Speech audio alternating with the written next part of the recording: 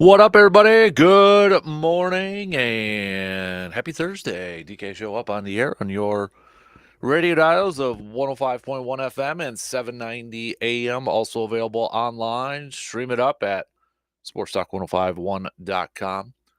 Got your smart speakers. Video stream also up and rolling this morning on Facebook, Twitter, Instagram, and YouTube. Don't forget to subscribe to that YouTube channel over there. But appreciate you making us part of your starts on this Thursday morning of April 18th. What do we got on the good old game plan for us this morning? Brewers avoiding the sweep yesterday afternoon. It was a quick game too, just 2 hours and 4 minutes. That was it. 2 hours and 4 minutes went by fast. Brewers were being no hit up until Willie Adames broke it up in the bottom of the seventh. But no team could get any runs up until the eighth. And it looked like perhaps the Padres were going to get it done. Runner on third.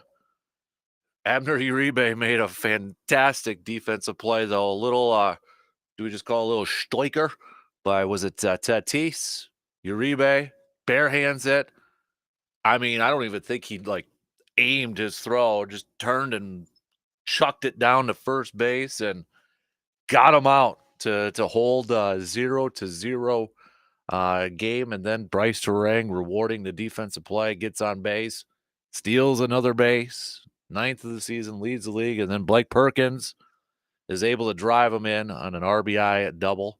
I don't think if anybody else was on that base. Thank goodness it was Bryce Terang for his speed, though, to get home. And then Brewers holding on to pick up a 1-0 victory. But it was a good game. It was an entertaining game. It was kind of a anxious game, if you will.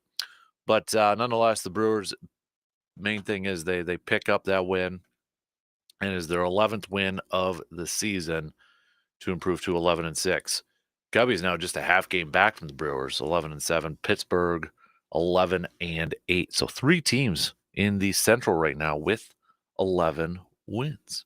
Much needed off day today, and shout out to the bullpen for the Brewers too, because it was pretty much a bullpen start yesterday for the Crew, and they got the job done. This has been a bullpen that has been tasked to go out there and throw a bunch of innings, but I mean, Wilson started it off going 3 2/3, and you had Hudson going 2 1/3. Peguero, Uribe, Payamps picking up his second save. I mean, just 5 hits total, and that shutout there, that was a fantastic tip of the cap to the bullpen for their performance yesterday for the Crew, and they get a much needed off day today to kind of rest up. And then another road trip coming up here, and it's a divisional road trip for the Crew as they will begin a 3-game series against the Cardinals starting tomorrow, and then 4 games against the Pittsburgh Pirates before returning home for a 3-game series against the New York Yankees. So we'll talk some baseball throughout the morning. Twins falling again last night, or yesterday, excuse me, to the Baltimore Orioles. So they have now fallen to 6-11 on this season. So we'll talk some baseball throughout the morning here. Hoops wise, I mean, we're getting ready for the Bucks on Sunday, T-Wolves on Saturday. But last night had the Eastern Conference play-in games, and 70. I mean, the Heat looked like maybe they were going to upset Philly, but Philly in the second half turning it on and getting the W, so they will face the Knicks. But now Heat could potentially be out with Jimmy Butler. He has an MCL injury in his knee. Then they got the Bulls, and Alex Caruso's got hurt, and he's probably done. So, I mean, Heat and Bulls going to play for the A seed, and then they get to go up, whoever that winner is gets to go up against the Celtics. So, hate to say it, but Celtics get a nice little warm-up series, if you will. There's no way either the Bulls or the Heat, especially if there's no Jimmy Butler, I should say. If there's no Jimmy Butler, no way the Bulls, or no way the Celtics going to lose to either one of those teams. So, but nonetheless, we're starting to kind of wrap it up here. As I shouldn't say wrap it up, but really get into the NBA postseason here after these playing games and such. So nothing really new on Giannis or anything. So just kind of in a wait and see type of mode right now, right? Just kind of waiting to see how it all, or if we got anything new coming down the wire. But we'll throw a little hoops talk in here coming up a little bit later on. It is an outdoor tidbits. Our buddy Jake Boakes, DNR Warden Jake Boakes, will actually be in studio this morning. A little bit of an extended version, getting ready for the opener coming up here in a couple weeks, fishing opener and such. I know turkey hunting. You had the youth this past weekend. Now zones starting to open up now. So now is the time to send us your questions via the Shoe Doctors bullpen line. If you have any question for Jake, hit us up at 715-830-1912 on that Shoe Doctors bullpen line. Okay. Anything that's crossing your mind that you want to ask a DNR warning, now is the time. And Jake will be joining us in the 8 o'clock hour. So you got a little time. But the sooner the better here, too. So we can get those set up here. And the easiest way is to just text it to us. Okay. So we'll hit that up. We got a little receive or defer action coming at you. 1 week from today, the NFL draft will begin. And so far, it's still pretty darn quiet, at least in terms of Packers rumors and such. So, I mean, you're drafted at that position that they're at in 25. I mean, there's not going to be a whole lot of it's not going to be a whole lot of rumors or rumblings out there. So, I mean, that's the case. It's not like Minnesota, Vikings apparently are meeting with Jaden Daniels. We know that they're trying to perhaps find a quarterback. Are they going to move up and attempt to get a quarterback, or are they going to see and maybe somebody falls down? Yesterday, Brandon and I recorded a podcast, Man Cave Podcast, which is up now. But we had some fun yesterday with the draft. Brandon and I love the draft. So we what we did is you go online, you can do some draft simulators, let the computer make some picks, but you can pick for your team or you can do all the teams as many rounds as you want. So Brandon and I picked for the Packers. He picked for his Vikings, all 7 rounds, trades included too. You can either offer a trade or the computer will offer you a trade and such. So we did ours. Not sure the board will exactly go the way it did in the first 10 picks before Brandon's pick was up at 11. But nonetheless, we had some fun with it. If you want to take a listen how the draft unfolded, you can listen to the latest episode of the Man Cave podcast, brought to you by our good friends from Toyson Ford and Hy-Vee. That is up on your favorite podcasting platforms. Again, it's not, we did it based off on how the boards fell through the computer picks for the other 30 teams. Not necessarily, I mean, it's kind of what I would do. It was just based off what was available at that point. So, but it was fun. It was fun. So it's not my official mock. It's not my official mock. That'll come out next week. So, but yeah, getting still kind of quiet. I still feel like it's quiet leading up to the first round in Detroit. You don't. Maybe it's just me, but I ain't hearing a whole lot of. I ain't hearing a whole lot of stuff that's going on in Detroit. But hey, it is what it is at this point. So we'll maybe throw a little football talk in here too. So we're gonna talk a little WIAA action. I'm sure a lot of you have probably heard some of the news out there that NIL deals for Wisconsin high schoolers could soon be a reality. Yeah, that's apparently going to be up for a vote next week at the WIA annual meeting. So athletic directors and such will be voting on it, but high school athletes in the state of Wisconsin could now benefit from NIL deals. What are your thoughts on that? I'll throw this out there too. There are already 31 other states. So I mean over half, 31 other associations have NIL deals in place for high school athletes. So I mean, it's a big chunk. It's the majority in the union, right? It's a majority in there, but what are your thoughts on it? I think perhaps one of the biggest counter arguments to what I've seen, at least on social media, is is that the biggest priority right now that the WIAA has to necessarily fix or do? Is that high on the priority list? Is there other stuff that should be higher up that they should address and maybe fix or alter and that sort of stuff? So I tried to look up some numbers and kind of give you some background on this because I was kind of curious too. Like, okay, how many like how many athletes are currently kind of benefiting from NIL deals? And this was back in January. I saw this number, but according to this nugget, only 44 athletes. Again, this was just back in January, so this was a few months ago.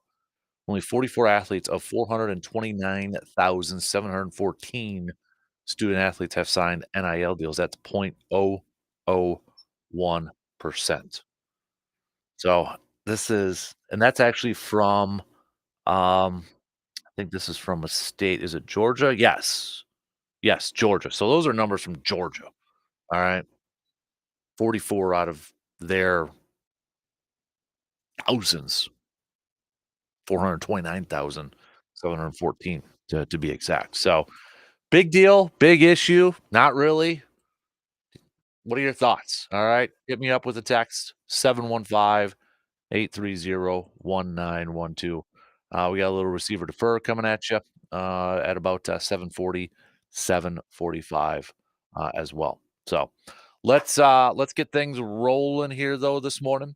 We'll get the lead off coming up here. Don't forget, hit us up with those messages. Start to hit us up. Text lines open, always open 24/7. But you can start to join in the conversation right now. We'll throw in some baseball talk with that Brewers win yesterday. Bullpen stepping up big time for the Crew defense. You know, after the night before where defense was a little bit of a was a little down. Defense helping out the cause yesterday to keep the Padres shut out, and then some timely hitting and some aggressive base running, and the Brewers able to pick up a 1-0 victory to avoid the sweep yesterday. So let's hit that up coming up here in a little bit too. So take our first break. We'll get things rolling here on this Thursday morning. Hit us up with those texts. We'll be back in just a few minutes.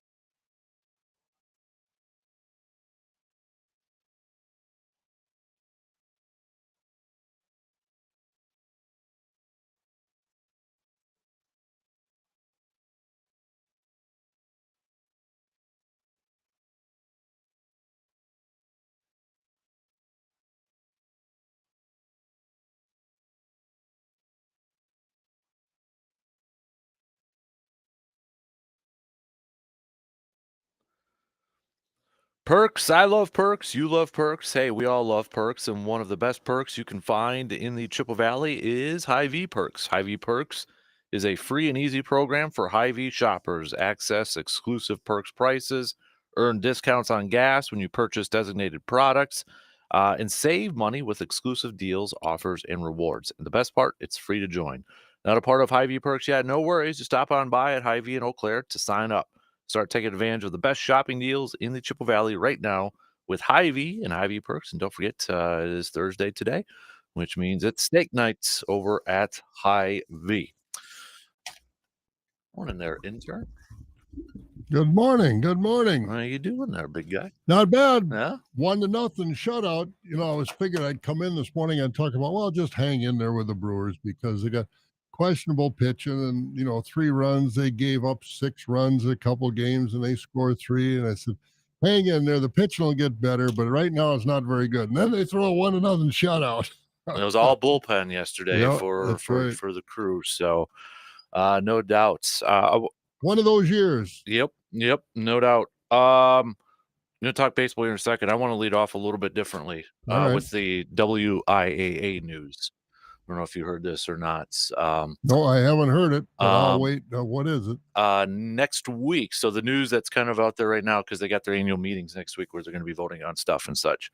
NIL looks like it could be coming to Wisconsin high school athletes right now. Yeah, that's Stephanie Hauser did an interview yesterday. It looks like with Fox 6 in Milwaukee. But it sounds like that membership is going to be voting on it, and it sounds like it's going to pass right now and join 31 other associations that have NIL deals in place for high school athletes right now. Wow. I mean, that so many things are spinning around in my head right now, thinking about pros and cons and what kind of an effect this is going to have. We might not have anybody that wants to coach anymore. I mean, when it's reaching down into the high school levels, when you got to worry about whether or not your kids who might live 3 blocks from your school are not going to be in your school to play ball for you. I mean, when you got to start worrying about that at the high school level, parents better be careful. Athletes better be careful. I mean, and I'm not casting aspersions in it. I'm just saying that this could really open a can of worms that you can't put the lid back on. Mm-hmm. One of the arguments against it that I've seen is actually from our good friend Rob Domofsky from who covers the Packers.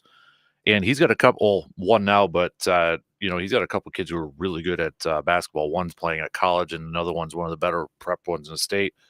But he kind of tweeted about it, and like he said, this should be 15th on the priority list. You'll appreciate this one. He said one of his that he'd like to see, like they should address more D1 teams at state for basketball. Which... Rob and I think alike. Well, I mean, that's what I thought you were going to say. I thought you were going to say the proposal was to go back to 8 Division I teams, use Thursday morning since they've already got the Kohl Center for all day Thursday anyway. But I'd never heard of this at the high school level. I mean, I know we've got kids, what was it, a few years ago when these kids all went, and Jefferson was a kid that played at Sun Prairie, and he went, was it Nicolay they were all going to? And the finally WIA said, no, you can't do that. How much this is, I don't know. I'm not at first blush, I'm not for this in any way, shape, or form. NIL for the high school?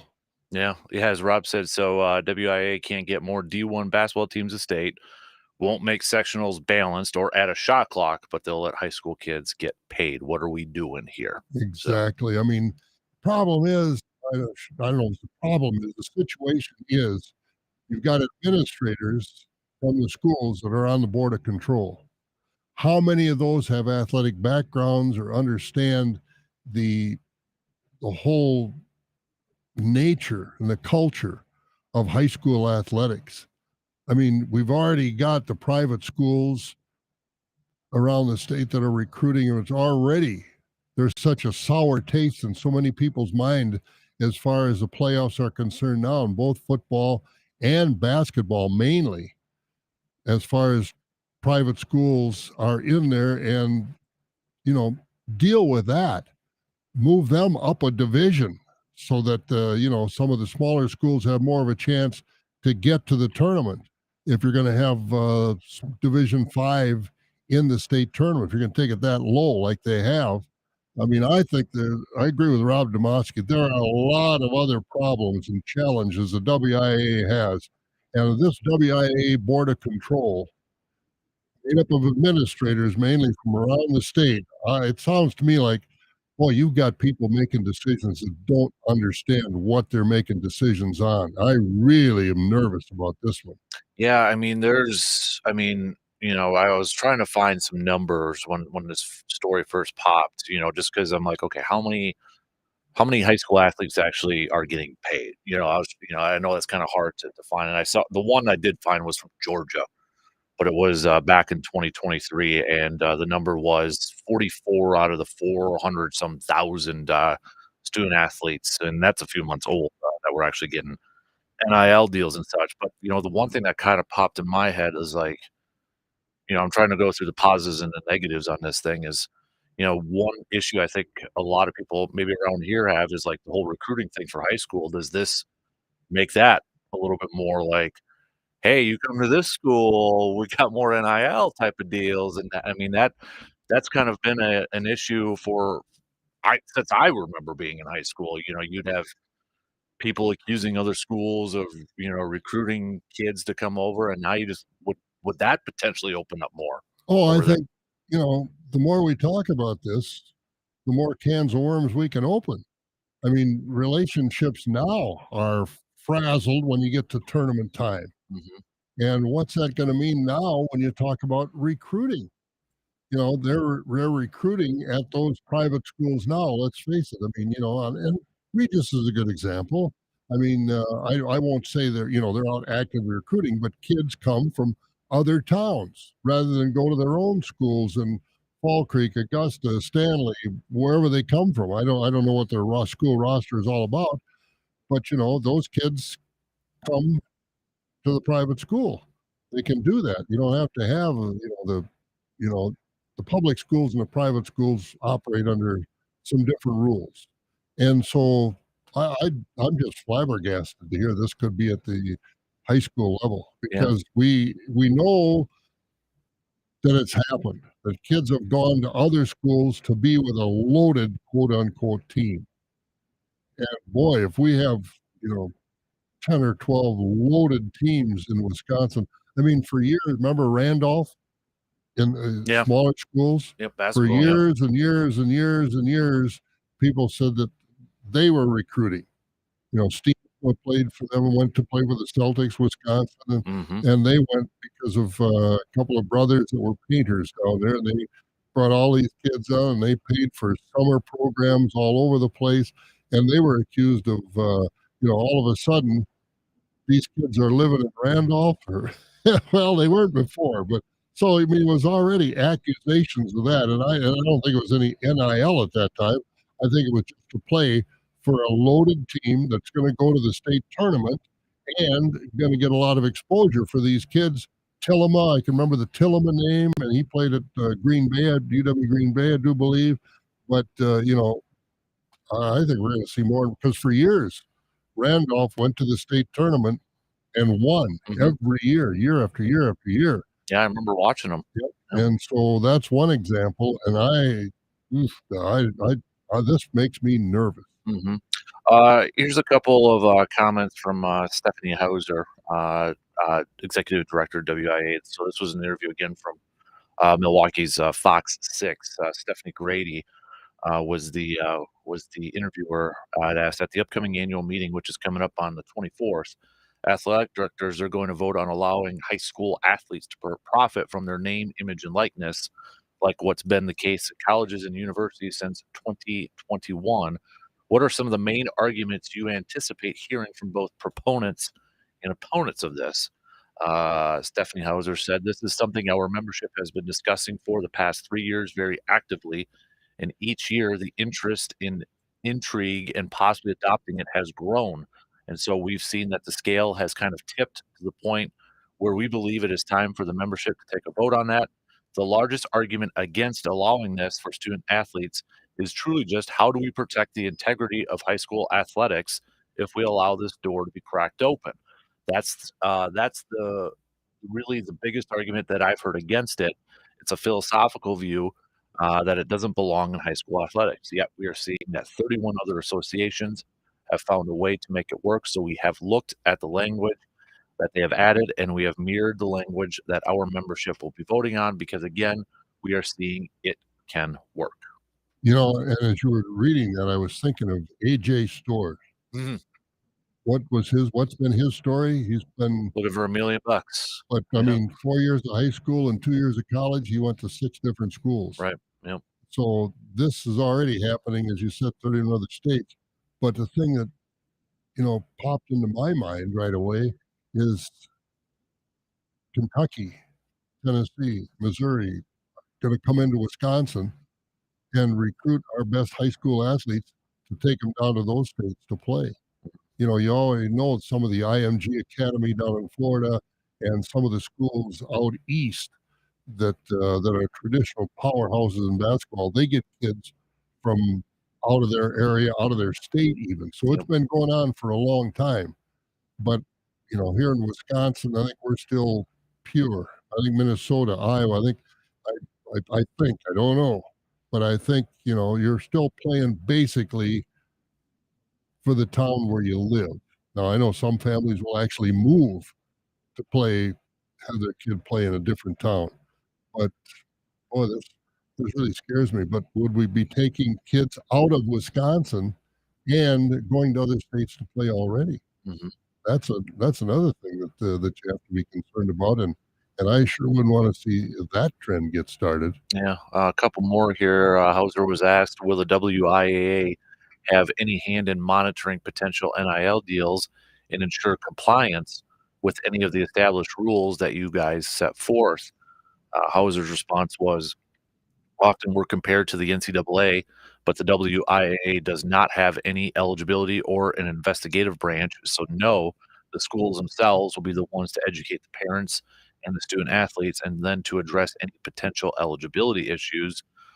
Follow up when it comes to, say, a student makes a deal with a local coffee shop to use their name, image, and likeness. Is it up to the school, their particular school, to decide whether or not they're able to wear their athletic uniform in any of that branding? Hauser responded saying that the language that we have proposed for the membership would not allow that. They would not allow the student to use the school's name, logo, mascot, uniforms, conference. So the current language, if it's voted in, would not allow that to happen. The student will have to be solely using their own image or likeness. So essentially, kid on a poster, but he can't wear his basketball uniform, school basketball uniform. Can wear one, but he can't wear like Memorial North, whatever. And that's fine. But if you're going to open that door, open it all the way. Mhm. Open it all the way. I mean, let them wear them. I mean, because if you're promoting this, don't try and say, well, we're not because we're not letting you wear the uniform. Bull roar. If you're opening that door, open it all the way. I mean, I was just talking to some folks last night, and they've got a granddaughter over in central Wisconsin. She's a freshman. She's a softball pitcher. And as a ninth grader, she's already rated the 5th best pitcher in Wisconsin. She's just a freshman. Mhm. If this comes in, there are going to be people looking to recruit her all over the state at least. Now, are these kids going to want to leave home and move to Lord knows where to live and go to school, just play softball? There's some of that too. Kids are still kids, and what will that do for their development, social development, and everything else? But if you're going to open this up, WIAA, don't say, well, we try to protect them. No, you're not. If you're opening this up, open it up all the way Mhm. and see what wrath or good things might come out. I don't know what will come out of it, but it makes me nervous. But if you're going to open it up all the way. This one texture, kind of, I think, what you said earlier too, and I'd be curious to see other associations from states to see if they've seen any correlation to this. But This texter said this NIL deal is going to be bad. They're having a hard time finding coaches and refs, which I believe you kind of said a little bit earlier. Yep. This is only going to add to bad parent behavior. They already think a child is great. Now this will only fuel them more. Eagle Surveyor says, agree with Bobby. It's either bump up private schools division or put them in their own conference. We're there too. So, I mean, and we had that in Wisconsin for you, WISAA, they were down in Milwaukee with their state basketball tournament. They didn't have football playoffs, so they can play football now in the playoffs. They didn't have them before. So they moved into the WIAA as far as that's concerned. I mean, we were in Madison, WIAA, when I was in high school, and Madison Edgewood was there. But because of the WISAA, WIAA, we couldn't play Edgewood. Mm-hmm. I mean, it was, and now they've opened that up, which I think is good to, play them. But again, there are differences in the enrollment. Mm-hmm. You've got these kids that grow up around your school. Eau Claire North, Eau Claire Memorial, what are the boundaries? That's where you go. And now we've got school choice if the schools will take them, So, boy, I'll tell you, but I'm right now, WIAA, if you want to open that can of worm, because what is this going to do for more administrative staff needed to monitor this? Yeah. This is not, you've got to monitor. You just can't say, okay, it's open. You're going to have the Wild West out there as far as recruiting. But we talked about it earlier. College coaches, well, Jay Wright retired. He didn't want to do this. Mike Krzyzewski, he quit. He didn't want to do this. Jim Boeheim, they were getting up there in age, but they have said they didn't want anything to do with this. Mm-hmm. And I don't blame them for that. These coaches nowadays are just really under the gun. Yeah. It was recruiting wars were tough enough before, but high school seniors. Now you got to deal with all these other kids coming, AJ Storr from Wisconsin. He's not going to stay. He's leaving. It's just hard. For anybody thinking too, if it doesn't pass, will that be the end of it? Doesn't sound like it. So first off, if it passes, it will take effect at the end of May. So next month already. But if it does not pass, Stephanie Hauser says that NIL is not going away, and they will likely rework the language and present it again next year for a vote. So it seems like it's inevitable. Yeah, inevitable. It's going to happen at some point. But I'd be curious to know what exact language is all in there. But when she said WIA is not monitoring, it's up to the schools. Whew, then it's even more. Then the WIA is just not doing its job. Mm-hmm. This is, some of the things. Who was it? Not too long ago, there was a team that was undefeated in football around here, and some little violation that they couldn't play in the playoffs. Was it like Owen Withey or something like that? I think it was a couple years ago. Yeah. Now you're going to open up NIL, and you have a problem with Owen. I mean, they sold the wrong kind of hot dogs at the refreshment stand, is some stupid thing like that, and they wouldn't let them play undefeated in the playoffs. Oh my goodness. Yeah, to me, I feel like there's a lot of other issues they've got to figure out in their own barn before doing something like this, in my opinion. I feel like there's a lot of other pressing stuff. I agree with you 100%. I mean, and Rob Demoski, and we are on the same page. Bring 8 teams back to Division One, and bring interest back in it. The interest of that state basketball tournament is down to nothing. Mm-hmm. It really is. I mean, it's just not what it could be, and it was. I don't know. In the interest of why they did that, I don't know. But again, if you got administrators, WIAA is a huge organization.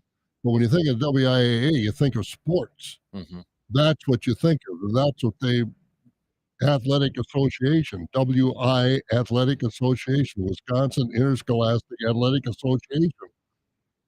If you're going to be an athlete, get athletic people and no athletes.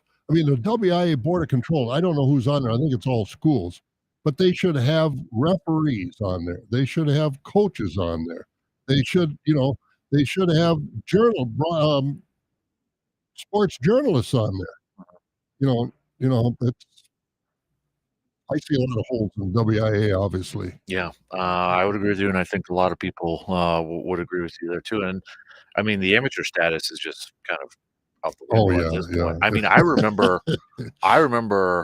I was playing. I was in college, but went back and played in our alumni basketball tournament. Okay, and I mean, there was like first place got a few $100 or whatever. You know, we paid our entry fee and got in there.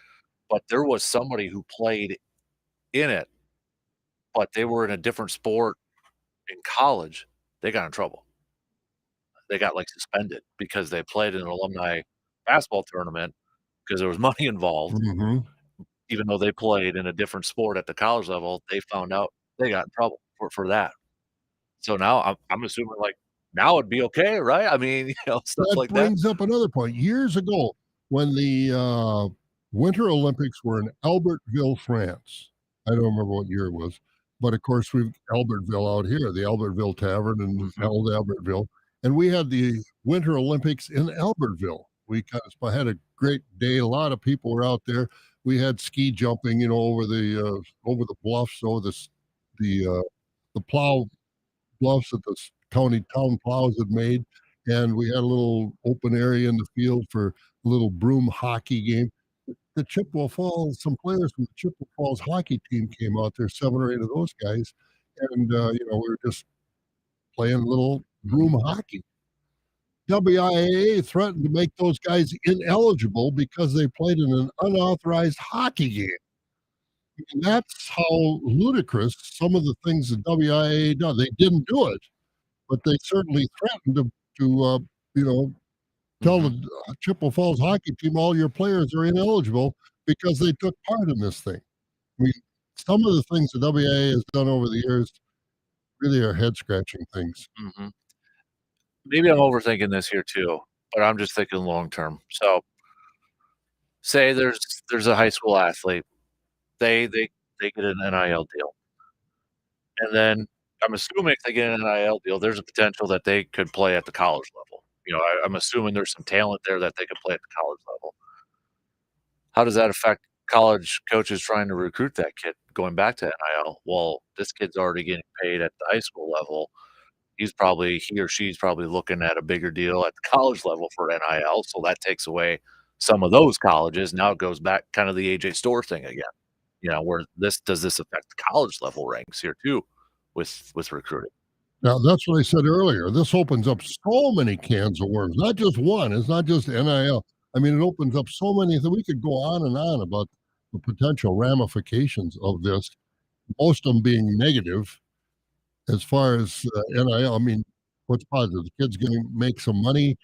You know, I don't know what that's going to amount to, Mhm. how much we're talking about, or, reports are, as you said, the store wants $1 million. The guy from Kansas said, I'll give you 750. And And he turned it down. he turned it down and he's going to Illinois. I don't know what he's getting from Illinois, if he's getting $1 million or whatever, but that's the game they're playing now. And I applaud these coaches that want to continue at the college level, continue coaching with all the, like I heard on Dan Patrick yesterday, the Bobby Hurley. Bobby, not Bobby, Or Danny Danny Hurley, yep, was yep. on there talking about it. And he said, yeah, even during the tournament, we were talking about the transfer portal, and you know, you shouldn't have to do that, but Mhm. that's how active this thing is, and why they opened the transfer portal before the end of the tournament is beyond me. Because, like he pointed out, all these bad teams that didn't make the tournament, that's all they had to focus on was the transfer. We're trying to win the tournament, win games, and go on and on. An extra 3 weeks or whatever, Mhm. they've got a 3 week jump on us. So, I mean, this is just. I applaud the coaches that are staying in it and say they're going to stay in it. But there are a bunch have already quit. The Packers defensive coordinator Yeah. quit because, truth be told, if you got him drinking a beer in the tavern, he'd probably tell you, I didn't want to go through it. I don't know, but I would Yep. expect he Well, would. heck, Chip Kelly Yeah, left a head coach job to yeah, be offensive coordinator, yep, so exactly. yeah. So on and on, and I've just never. You asked me 10 things the WIA would be voting on, that would not have been on my list Yep. because I just feel sorry for the high school coaches. And high school coaching isn't what it used to be. It used to be you got a coach and he was there for years and years and years. Now they're there for a few. I mean, football, basketball, all these sports. They're not there that long, and they're moving on. They're either quitting coaching and just going to teaching or whatever they may be. So this is really, man, this is going to be something to follow. And I don't think it's going to be a. I'd like to have a thought of some of the high school coaches around. If we got any high school coaches, text us or let Yeah. us know what you think about this proposal. And Because you can remain anonymous if yeah, you'd oh like yeah, to. yeah, So yeah, yeah. yeah. Remain anonymous, but Mhm. if I'm a high school coach, I'm thinking just what I need. I mean, where am I going to get funding for that? I'm struggling to get uniforms, buy new uniforms, and Right. this. And if you didn't have your booster clubs that are buying all the uniforms anyway nowadays, the school. When I was in high school, I don't know about you, they gave us shoes to play basketball. Chuck Connor's Yeah. Converse All Stars. Yep. And we go through 2, 3 pair of those a year, but they gave them to us. They were only $15 a pair back then, but they gave them to us. Now, every kid's got a different colored shoe on, which is no problem, but they got to buy them all now, and the uniforms are all bought by the booster clubs for the most part, Mhm. and where are you going to get more money from the booster clubs? The coach has got to go say, well, I need so and how many thousands of dollars to recruit kids. And what does this mean for pressure on companies to maybe hire somebody's dad or mother to move to these kind of, it's a kid going to play 1 year and say, I don't want to stay in Eau Claire. I want to go to Nina or I want to go to Fond du Lac. And, what does this do? I just, man, oh man, oh man, it's a new frontier. And the weird There or will be if they vote for it. yeah, and the other part too is this wasn't something when I was playing. You gotta pay the school to play. Yeah, now you do. Yeah, Yeah, yeah, yeah. and it's a lot for somebody. Like, I was Yeah, looking at it, I'm like, over $800 if you wanna be a three-sport athlete? yeah, that's true. And I'm Yeah. like, "Holy crap." So Something do you waive that for one of right. these other NIL players and all your other players have to pay that? Right away, you're gonna have animosity in the locker room. Mhm. Yeah. Yeah, I just think, administrators are doing this, and they're on the board of control. And like I said earlier, I think they've got the wrong people on the WIA board of control. I mean, they've got to have administrators on there, but I think they've got to expand their base to more people that work with athletics on a daily basis. Mhm. Yeah, man. Yes, text us your thoughts, your comments, your analysis, Especially if you're a coach, a high school coach of football, basketball, baseball, softball, track. I mean, mhm. this is, you, the kid from Rice Lake, Kenny Bignert. yeah, Bednarik. Now, if this would have been in when he was in Rice Lake, what kind of offers do you think he would have gotten from some of the major schools in the southern part of the state to come down there and run track for them? I Mhm. mean, that would have been big money because he was one of the fastest runners in the country when he was in high school at Rice Well, Lake. silver medalist in the Olympics, so, Yeah, mhm, exactly. And I mean, also in Rice Lake, Henry would mm, have, those guys. What kind of money would they have got? mhm. Yeah. I'm just trying to imagine. They already did go from Eau Claire Memorial to Rice Lake, but he and his brothers might have went a lot further than that. I'm just trying to imagine myself in high school, and with that, I would not even know how to Well, first of all, I that's the didn't have thing. any talent, so it didn't matter, so, wouldn't have to worry about that to begin It'd be with, but interesting because Joe and Bill, our Badger linemen, are coming in later, aren't they? They're not? Okay. But talk to some of those guys that were actually in the fray, what it would have taken for them in high school, because obviously in high school they were all state and everything else. What kind of what it would have taken for them to go to a different school. yeah. Hit us up with the text 715-830-1912. We gotta take a quick break here.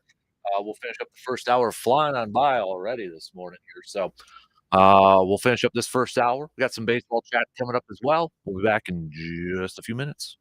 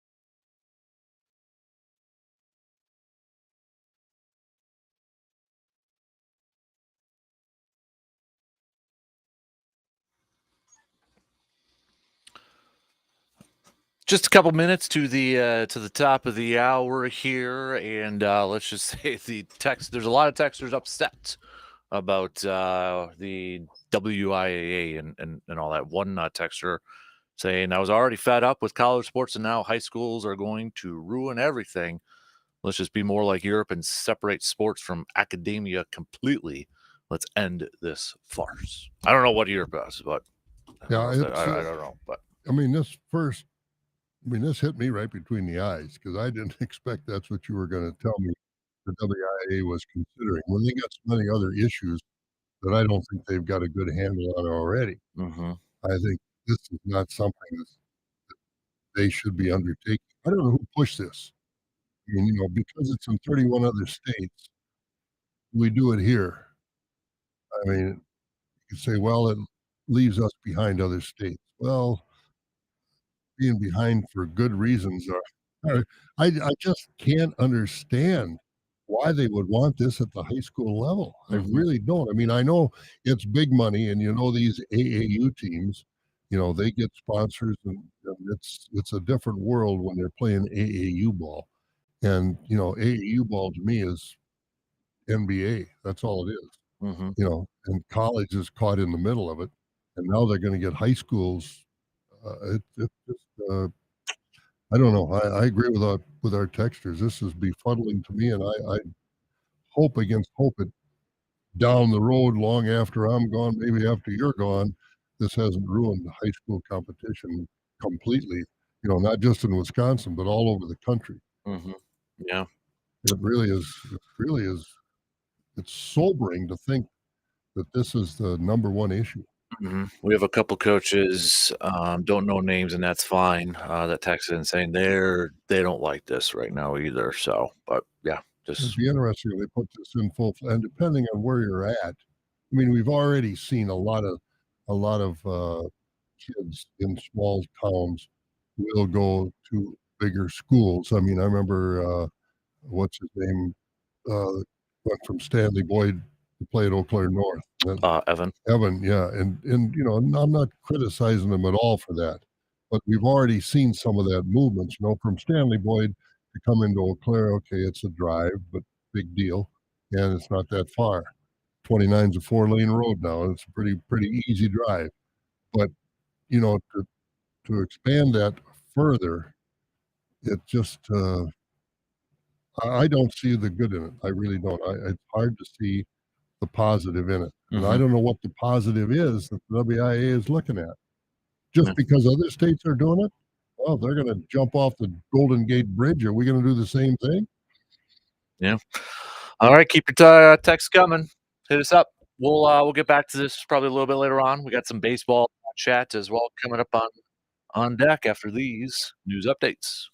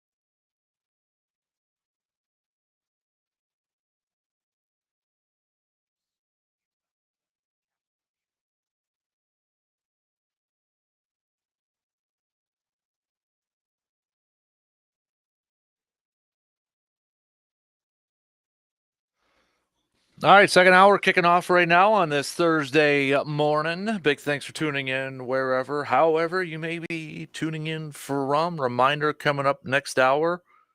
Got some outdoor tidbits, a little bit of an extended version. Our good friend Jake is going to be joining us in studio. DNR Warden Jake will be joining us.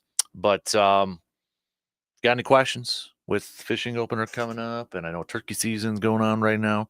Text those on over 715-830-1912. Got another texter here. This is from Chad with AAU programs, club teams, and competitive travel teams. It is concerning to think about the status of high school sports already, adding in the possibility of NIL. That concern is even greater. Will we even have high school sports in 5 years is the question. As we know them now, Mm-hmm. could be a whole lot different. Mm-hmm. So, And continue. what and what's going to be the difference between pro and amateur? Used to be money. Yeah. Not anymore. There won't be anymore. Right.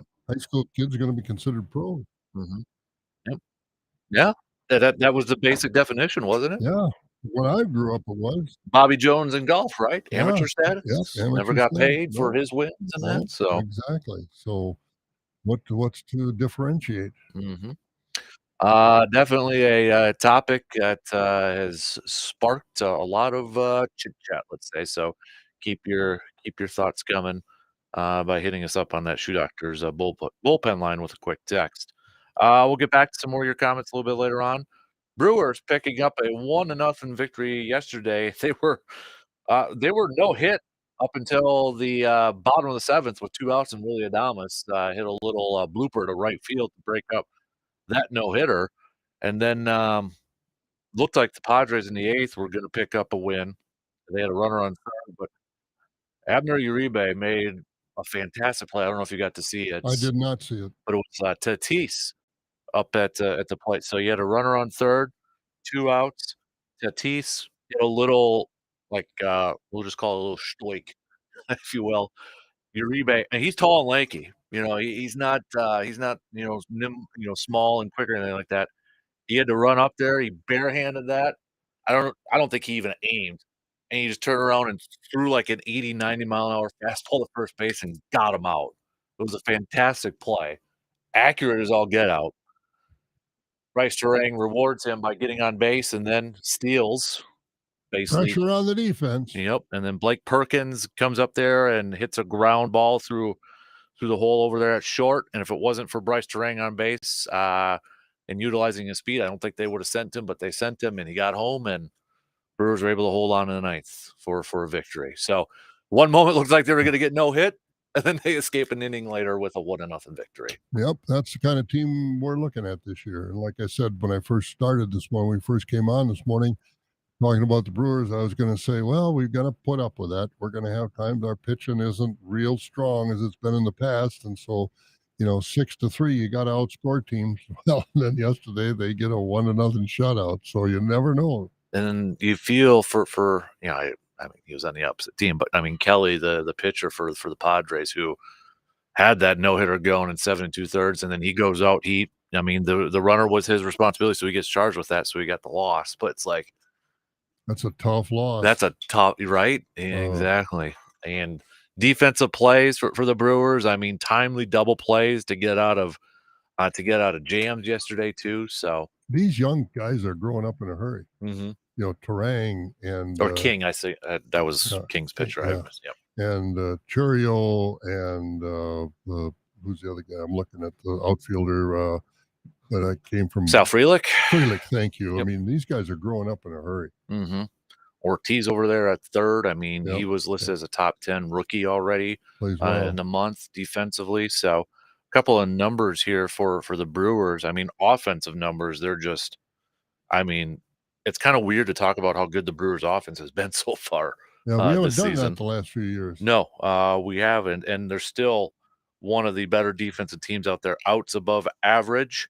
Number 1 in the entire majors is the Rangers, but the Brewers are right behind them.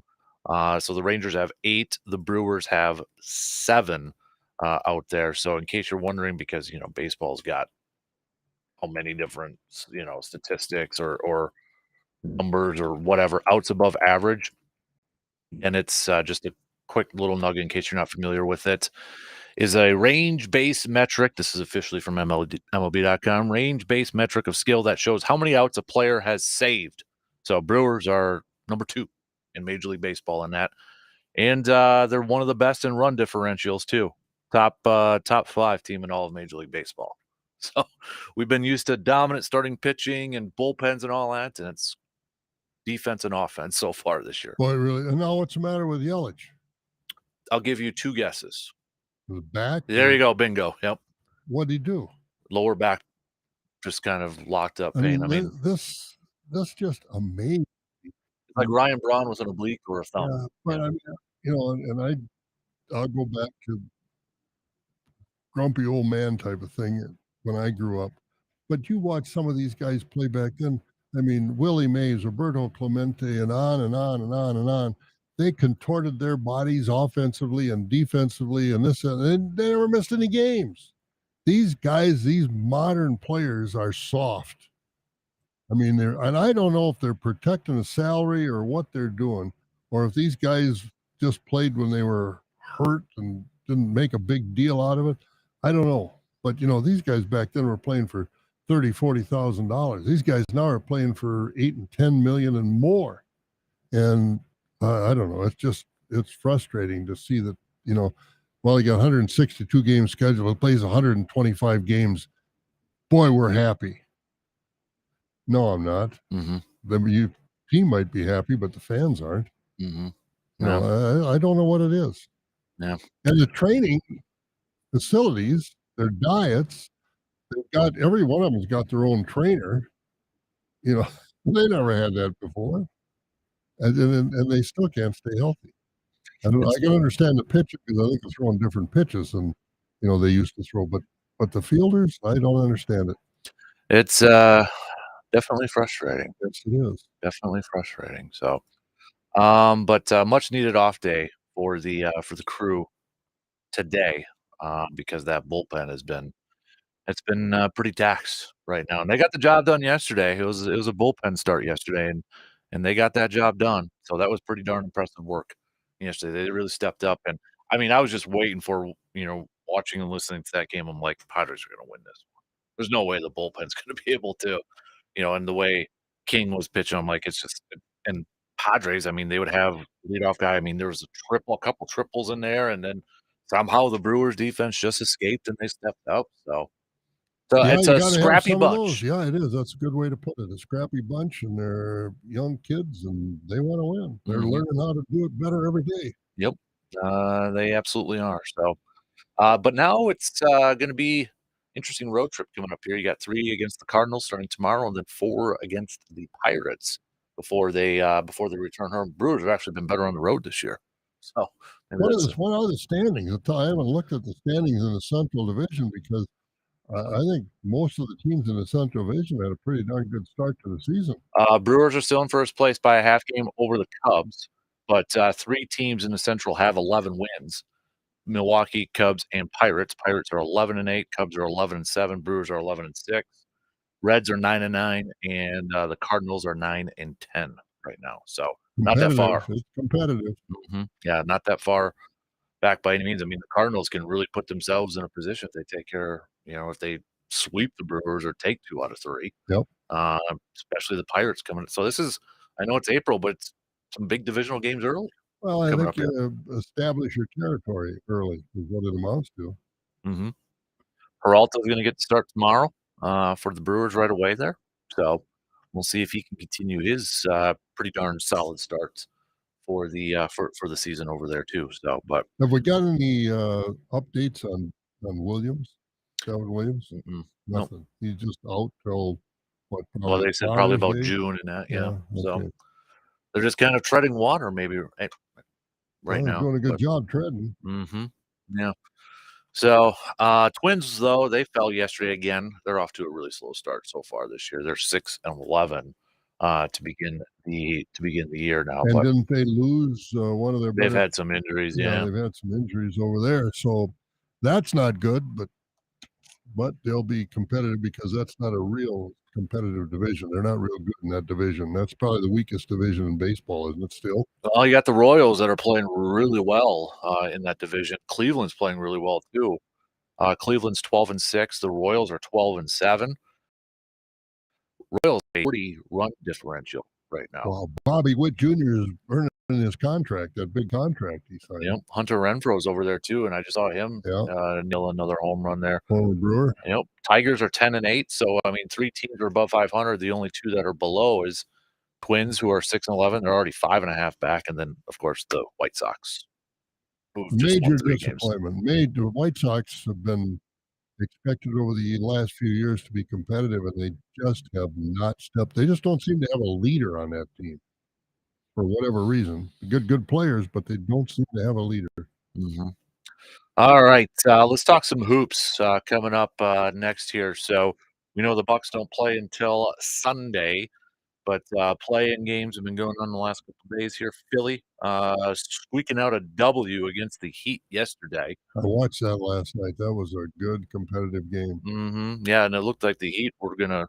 I mean, that first half it was kind of dominated by the Heat, and then 76ers.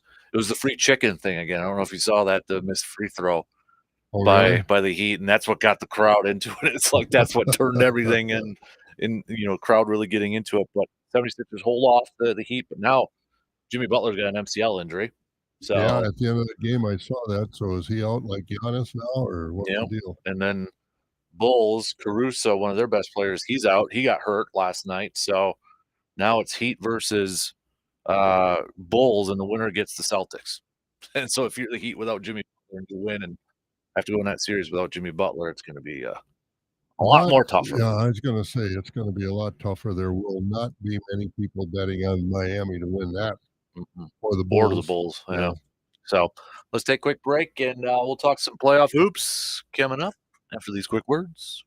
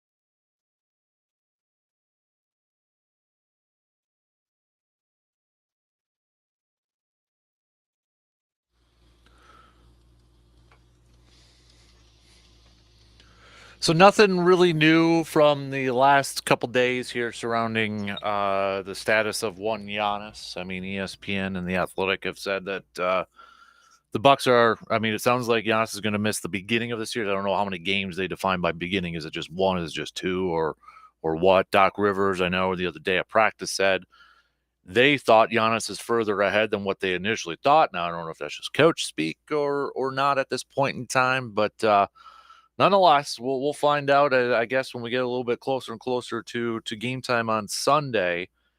But a question that I've been kind of throwing out the last couple of days here. Let's say Giannis misses the first two games. Let's say, I mean, what do the Bucks at least have to split that? Or I mean, both games are in Milwaukee.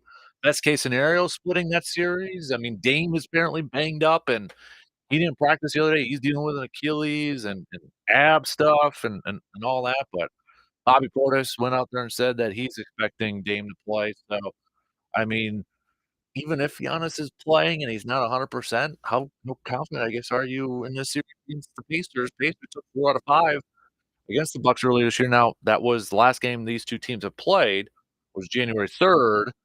Things have changed. Obviously, Bucks have a new coach. They've gotten a little bit better defensively, but the Pacers are still the highest scoring team in the league right now. Bucks are in the top 5 too.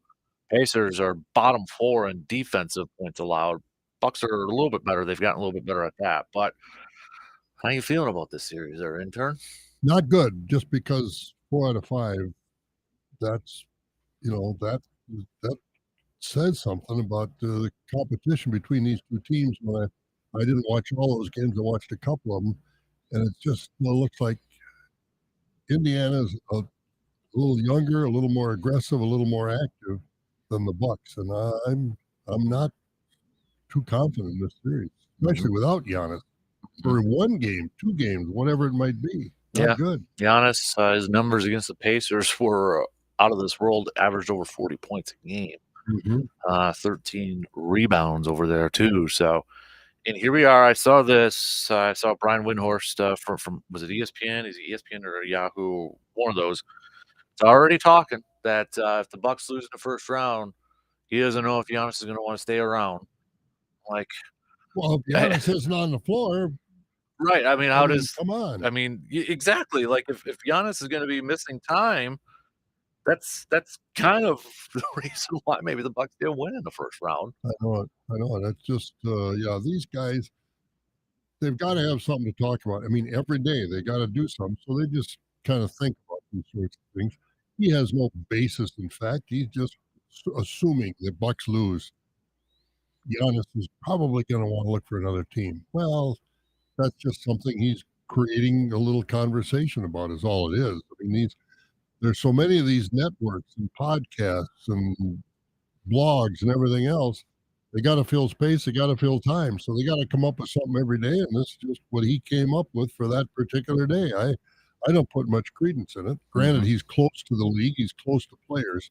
But I don't think that Giannis is going to blame the Bucks for not getting through the first round, especially if he can't. Now, if he can play and he's healthy and something happens, then that's a different story. But I still don't think Giannis is going to want to abandon the Bucks.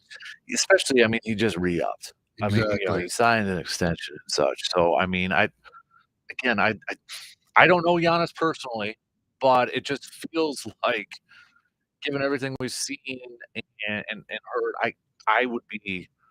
I'd be very shocked if, let's say, the Bucks lose first round, which could really happen. I'd be shocked if we heard anything from like Giannis saying, "Okay, I want out at this point." I'd be more shocked at that. Oh, so would I. I mean, I again, I could be completely wrong. I don't see it at this point. I don't see it. No, I don't see where it is, and I haven't, and of course it's tampering. You can't say anything, but what is he? Windhorst? Who's he speculated that he will go to play for? He doesn't speculate on that. It's just throwing probably a West Coast or East Coast throwing team, it in the wind. But why would he want to go places he's not comfortable? I mean, he's comfortable in Milwaukee. And I think That says a whole lot. I mean, you get rid of Giannis, you might as well get rid of Dame and then just tear everything down. Oh, absolutely. You got to start over. Then you're out of the playoffs for how many years? Right. Yeah. You know, it's no. So I don't see that. It's just it seems like it's always the same people that kind of always bring that up though too.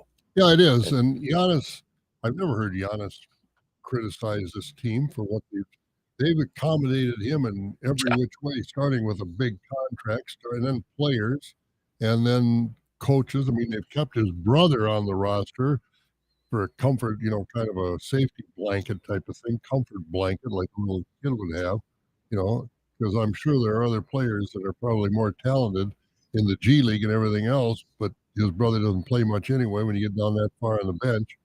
So they keep him around and pay him $2, $3, $4 million a year. So, because you can bet if Giannis leaves, his brother's not going to be on the roster very much longer. Right. Yeah. We got a texter that says, I'm so confident, even without Giannis, I'd be willing to bet a 6-pack of Man Cave Light, Bucks and 6. And that's G-Man. No, it's not G-Man. Really? Not G-Man. So, nope, not G-Man. Must be his brother by another mother. It's hard because, I mean, obviously we haven't seen these two teams go at each other since January. It's been, 3 months since these two. And I think the biggest thing here, I'm looking at this, I'm game planning it. Tyrese Halliburton's got to be your main focus on I don't think you can completely stop him, but I'm throwing Patrick Beverley on him. I don't want Dame on him. No, Dame hasn't played defense since he was a freshman in high school. Right. So, I mean, I'd rather have Patrick Beverley try to annoy him, the whole time over there. And Dame, you worry about the offense because if there's no Giannis, Dame's got to be the offensive go-to guy in this one. And, not a great comparison, but remember when we talked about, Drew Holiday, when he was on there, he spent so much energy defensively. Did that almost sometimes affect his offense because he was just so exhausted at that point? Don't put Dame in that position. First of all, he's not even close to being as good defensively as Drew. But if he's got to be the guy to fill in offense, just let Patrick Beverley. He's fine doing that role. Let him chase around Tyrese and try to get up in his grill and annoy him and try to falter him a little bit. That's the key, annoy. That's the key word, annoy, because you can't stop these guys, but you can annoy them. And if they start shooting off balance and crying and complaining, their focus is coming off of the job they're supposed to be doing. And that might be a key. But Halliburton is a very good player. Yes. How they're going to stop him, I don't know. I don't know either, man. It's going to be tough. Yeah, it's going to be a tough series. As you said, they lost 4 out of 5 games to Indiana this year. And I don't know why that would change in the playoffs. It's a tough draw. Very tough draw. So because I think so many of these teams are so close together. Celtics are head and shoulders above everybody else, at least right now. Whether that'll change in the playoffs, I don't know. But the other 7 teams that are going to be in the Eastern Finals or Eastern playoffs are pretty close. And I don't see any of them stepping out. And really taken over. It's going to be interesting to see who the Celtics play for the Eastern Finals. G-Man says the Bucks will sweep the Pacers. I think he got a hold of that 6-pack. So there Cave Light. So yeah, he's got them sweeping, which I mean I wouldn't expect anything less from G-Man. So. And I hope he's right. Yeah. Yep, that would be awesome. Oh, yeah. I mean, if you can steal these two, it's weird to say steal two, but they're at home. But Pacers are favored in this because no Giannis. Oh, absolutely. And a hung up Damian Lillard on some level. He's not 100%, not going to be 100%. I don't know. Cleveland sounds like they're pretty healthy. Indiana. Or Indiana, I'm sorry, Indiana. Yeah, so, I mean, it's going to be tough. It's going to be tough, but I still feel like the Bucks are going to win it. I don't know why, but I still feel like they're going to win it. I think, Connaughton obviously has to step up. Brooke Lopez, Bobby Portis, all these guys, Patrick Beverley, they've all got to step up and do more than they've done. I really, Middleton has got to be a dude. Middleton's got to be a dude. You're right. They got to step up and put up better numbers in the playoffs than they did in the regular season. 'Cause Yep. some of them, I was disappointed in the play of some of these guys. We all know it's got to be Dame's team now, but I'm looking at a guy like Middleton, like, okay, man, this is you got to go back to that two role until Giannis comes back. And I know Portis is getting a lot of talk, and rightfully so. For some of the numbers he's put up in there, but I'm looking at a guy like Middleton to really, really step it up at this point in time. So we'll see if it actually happens, though. I hope he can stay healthy with that knee that he's got that keeps causing him problems. Hmm. I hope that thing will hold together for the playoffs, and hopefully Giannis is a quick healer. Hmm. Yeah, well, we've seen him defy the odds before with injuries, right, and kind of avoid some stuff. But how nervous were you when you saw that and he went down and calf? And I'm like, oh God, Achilles, I and thought the season's over. yeah, I think everybody was like the two words non-contact. Yep, And then when you saw him literally take just a few steps and then go down to the court, I'm like, because you look at how that non-contact. I still remember last fall sitting in Lambeau Field against the Vikings. Kirk Cousins went down, no contact, just blew that thing out. oh, hmm, And really, Aaron Rodgers didn't have a lot of contact when he blew out his. So yeah, it's strange things happen. yep, absolutely. So, all right, you want to do a little extended receiver defer? Up to you. You're the boss. Can I get that ready? Yeah, I got it up on the wall right here, right in front of me. Remember, captain's the boss. Hey, last call too for some outdoor tidbits questions for Jake Bolks. He's going to pop in a little bit earlier here this morning too. Oh, he's coming in, isn't he? He's coming in studio. Yep. So he'll be in here in a little bit earlier this morning. So with fishing opener coming up here in a couple weeks, I know turkey season's going on right now too. The youngsters had a crack at it last weekend. Now the zones are opening up. So any questions, hit us up with a text 715-830-1912. If you want to chime in on the topic of conversation in the first hour that we had with the WIAA and potential NIL for high school athletes now. That's going to be voted on next week. You can give us your thoughts at 715-830-1912. I would also like to talk to some of these coaches, whether or not in the schools where they have an administrator, a principal, whoever it is that's on the WIA board of control, if those people are coming to the coaches and talking to them about what you see the ramifications, the implications of Wisconsin going to NIL, or if they're sitting in their offices not seeking that advice or that information from the coaches and athletic directors and others that are going to be in the middle of the fray, if indeed that vote goes that way. It'd be interesting if any of the coaches that have, and we have some from our area, I know that are on that board of control, if they come to the coaches and athletic directors before they take that vote Mm-hmm. to find out what they think would be the result. Right. All right. Let's take a break and then we'll do some receiver defer to finish up the second hour here. So if you got any good receiver defer questions, hey, we'll take that. We'll take some of those picks over there too. So quick break. We'll be back in just a little bit to wrap up things or wrap up the second hour.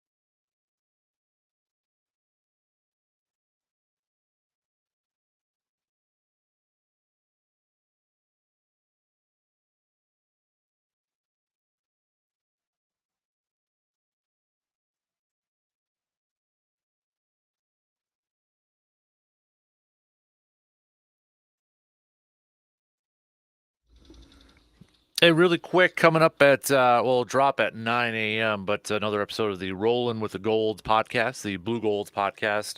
Get to chat with Coach Leslie Huntington, the longtime softball coach for the Blue Golds. So that'll be up at 9 a.m. Very interesting and good conversation with her. So make sure you check that out on our website or wherever you listen to your podcasts. We got the basketball coach on last week, too, if anybody wants to take a look at that, too. Sounds good. And let me clarify something. We were talking earlier about kids going to different schools. We were talking about the private schools. I mentioned Regis. I never said they recruited. I said kids come from other towns to go to school at Regis, whether it's for athletics, for the education, the religion aspect of it. That's their choice. I never said Regis recruited. I said that's an assumption a lot of people have. I never said that. I said kids come from out of this Regis neighborhood, so to speak, which you get when you've got a Catholic, private, will be Lutheran, Catholic, whatever it is. That's what you get. But I didn't say they recruited them. I just said they come for whatever reason they want to come from whatever town it is. So that's again, people hear, but they don't listen. They listen, but they don't hear. Right. Yeah. All right. Let's move on to a little receiver defer, shall we? Right. By the way, you excited for the draft 1 week from today? I know you're just geared up. Oh, I'm geeked for it. Just the fact that you said the word geeked. I've got my mock drafts and everything. My X out. I've got all my platforms set up. What is it? Don't they call it? It is that. Yeah, there you go. Well, what are you laughing at? I got all those. Every portal is open, trying to figure out what do you think the Packers are going to do. I'll tell you next Thursday. Oh, okay. Yeah. Can't tip my hand, right? I don't know what they're going to do. I don't know. I mean, I'd like to see them get an offensive lineman, but I know they always are traditional 4th, 5th, 6th round drafters of offensive linemen. So Tony Hendricks still burns them. Well, Brian Balaga turned out pretty good, so that was that was a first rounder. Oh, yeah, no, they've had some good ones, that's for sure. But the ones the stinkers are the ones that always everybody remembers. That's for sure. Yep. But all right, that'll be interesting. I'll give you the honors, sir. Well, I have this thing, talking about the Bucks. I got a whole bunch of observations here. One talking about Giannis leaving. Receiver defer. LeBron James would rather play with his son Bronny than Giannis. Ooh. Receive. I might receive that. I think so too. I think he wants to be one of the first to play with their son on the same team in the NBA. You do know his son declared for the draft, right? Yeah, why? Yeah. I mean, I might as well have declared for the draft, or you might have declared for the draft. He'll get drafted because of his name. One of these times, I want to just put my name in the baseball draft. They got a lot of rounds. See if somebody takes a flyer on me. You never know. But I thought about that as far as talking about if Giannis leaves, where would he go and why? But anyway, all right. Receiver defer. Doc Rivers is not the right coach for this team. Oh boy. At one point, I want to be fair and give it an off season and a full season over there, but I don't think he's changed the culture. I mean, you just mentioned a few minutes ago about they're getting a little better on defense, but I thought they'd get a lot better with him. I don't know. I don't understand if the players can't play defense. If they're not hearing him, I don't know. But let me 60-40 on this. That's probably where I'm at. Let me jump in here with the receiver defer with that. Receiver defer, this should be Brooke Lopez's final year with the Bucks. That was my next receiver. Was it really? Defer. Yep. How about that? Yep. This is the receiver defer. This is Brooke Lopez last year. And I think so. And in conjunction with that, another receiver defer, Zach Edey would be a good fit on this Bucks team with the current personnel they have. Because Giannis doesn't play under the basket. Nobody plays under the basket. I don't know what to deal with Crowder. Yeah. I really don't. And with Zach Edey, receiver defer, will be a good fit with this team around the basket, because he can block an awful lot of shots. And that would really, and I think you could coach him to get out of the way, so to speak, throw the ball into him, because he's a good passer and he's a good defensive player. He's not going to be Akeem Olajuwon or anybody like that. And that's the thing is, like, given the current makeup, do you need a scoring threat at that center spot? I don't think you do. And I don't know with the current construction do you do and, like, there's only one Joel Embiid, a guy who could play outside, inside too. There's only one, and that's not fair to say to find the next Joel Embiid out there. I There's know. not. Even Yeah. Anthony Davis, as great as he is, Mhm. he's not an outside player like Joel Embiid is. He Right. can shoot from out there a little bit, but not like Embiid. Right, and that's where, of course, we'd all love a Joel Embiid, Oh, but yeah. that's few far in between. Boy, it's interesting. I never thought of Zach Edey potentially as that. Because we look at Brook Lopez, he runs from the free throw line to the free throw line. Mhm. He's never And I defensively just wonder or offensively. defensively, is he kind of because everybody spaces out so Yeah, much yeah, too, can he go exactly. out there? And I don't know.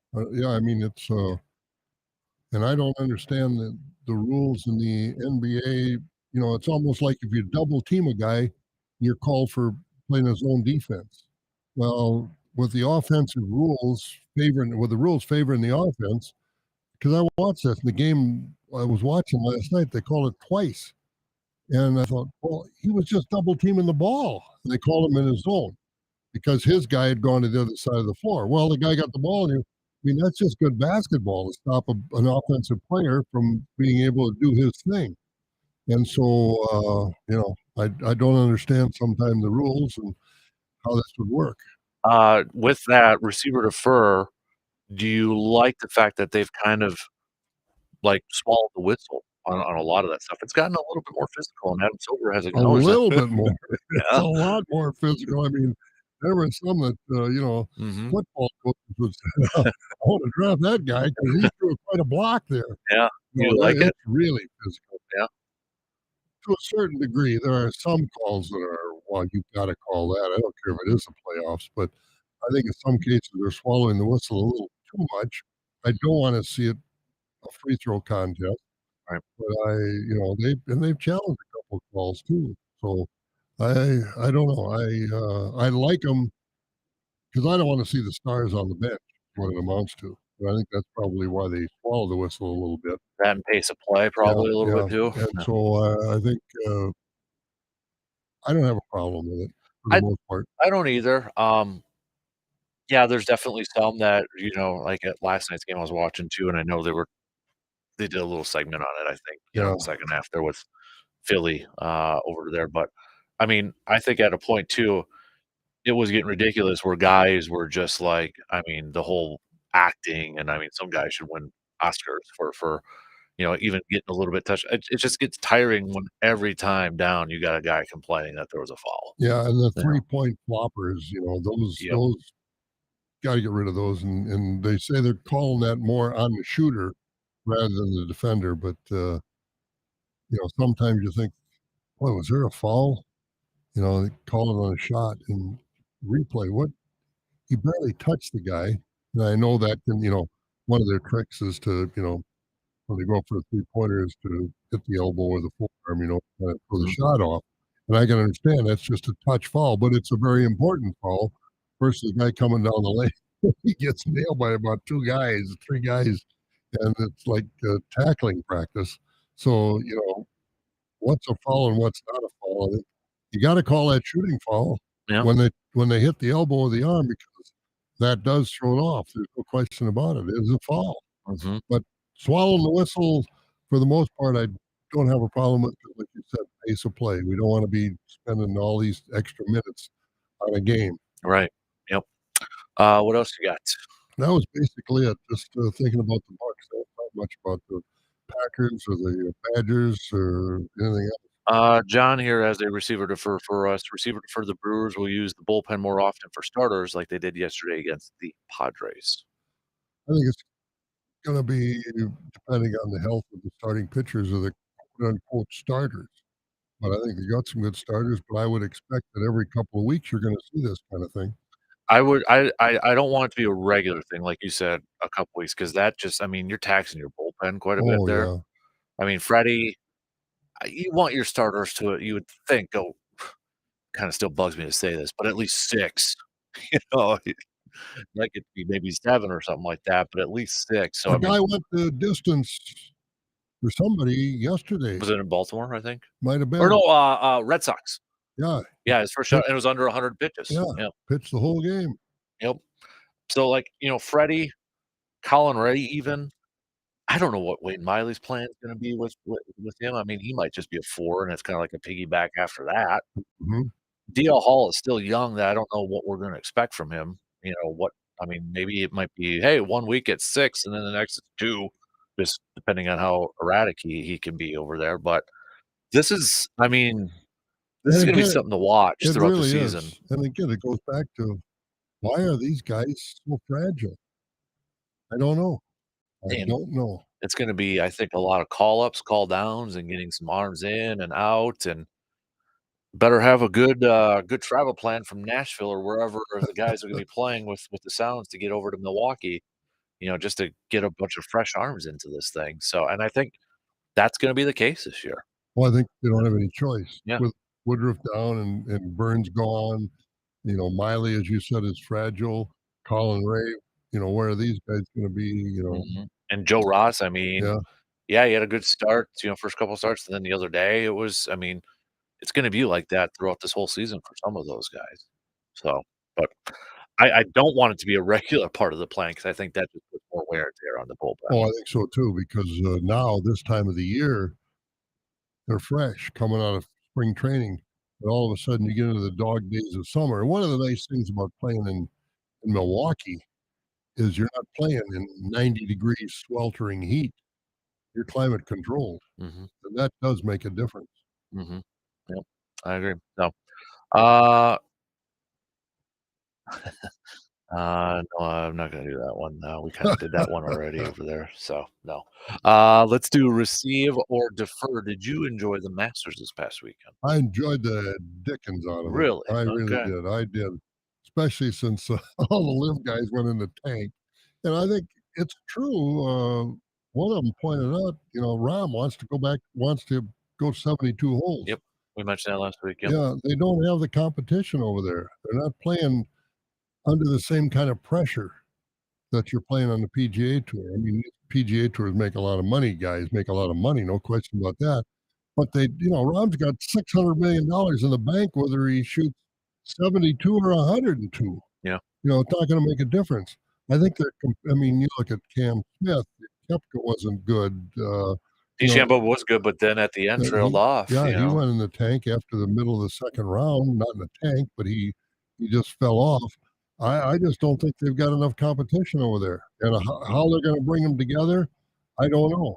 But I I really enjoyed it watching Scheffler and man, that guy is the best. The guy, I'm just so disappointed in Rory McIlroy. Mhm. I really am. I don't know. By the way, the rumor is false about him going to LIV. He shut that down. I don't know if you heard that rumor. No, I didn't hear that There rumor. was a paper or whatever said multiple sources told him that Rory, was gonna go to the LIV for $850,000,000 plus a certain percentage of whatever, and because he's at the Heritage, and he said yesterday, "Nope, I'm PGA for the life." So, wherever Yeah, that popped up, not true. So, and they talked about a little bit at the Masters with Tiger. He's been in a lot of meetings, and he and Rory are pretty close leaders on this thing. mhm. And I would think if Rory would go to live, Oh, would be the last time Tiger would talk to him.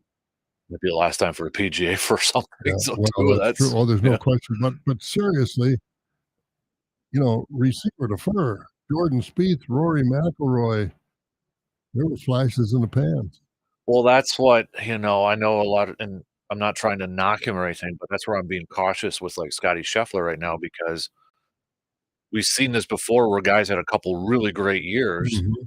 and then, like, Spieth, what's he done lately, like, from major championship standpoints and such, so that's where I'm like, it's not a knock on Scheffler, I just don't wanna put all my eggs in a basket on another great golfer if it's just a flash in the pan here quick. Yeah, and Spieth and McIlroy are both one win away from the Slam, Mhm. but they've been that way for I think Rory's been 10 years that he's been trying to win the Masters. Spieth needs what, the, PGA or the US PGA, I believe is what he needs to win this the career Grand Slam, but they haven't been able to do it. So what's Yeah. gonna happen? I don't know, but But seeing Tiger there, I think it energized golf. I think it really did have him play 4 rounds, even though the weekend was not all that good for him. But he played all 4 rounds. I Especially mean, that second round when he had to play more than yeah, 18, and you or watched second day, him I should walk say. on the weekend, and you just felt sorry for him. Every time he stepped on that right leg, you thought, "Oh, oh," you kinda hurt for him. Mhm. But by golly, he gutted it out, and he didn't make any excuses. He said, "I played 4 rounds."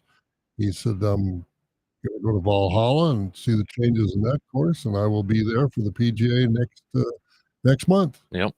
Yeah, that 2015 year for Spieth, he won the Masters, he won the US Open, and he finished 2nd at the PGA in 15, and the PGA is the only one he has yet to win.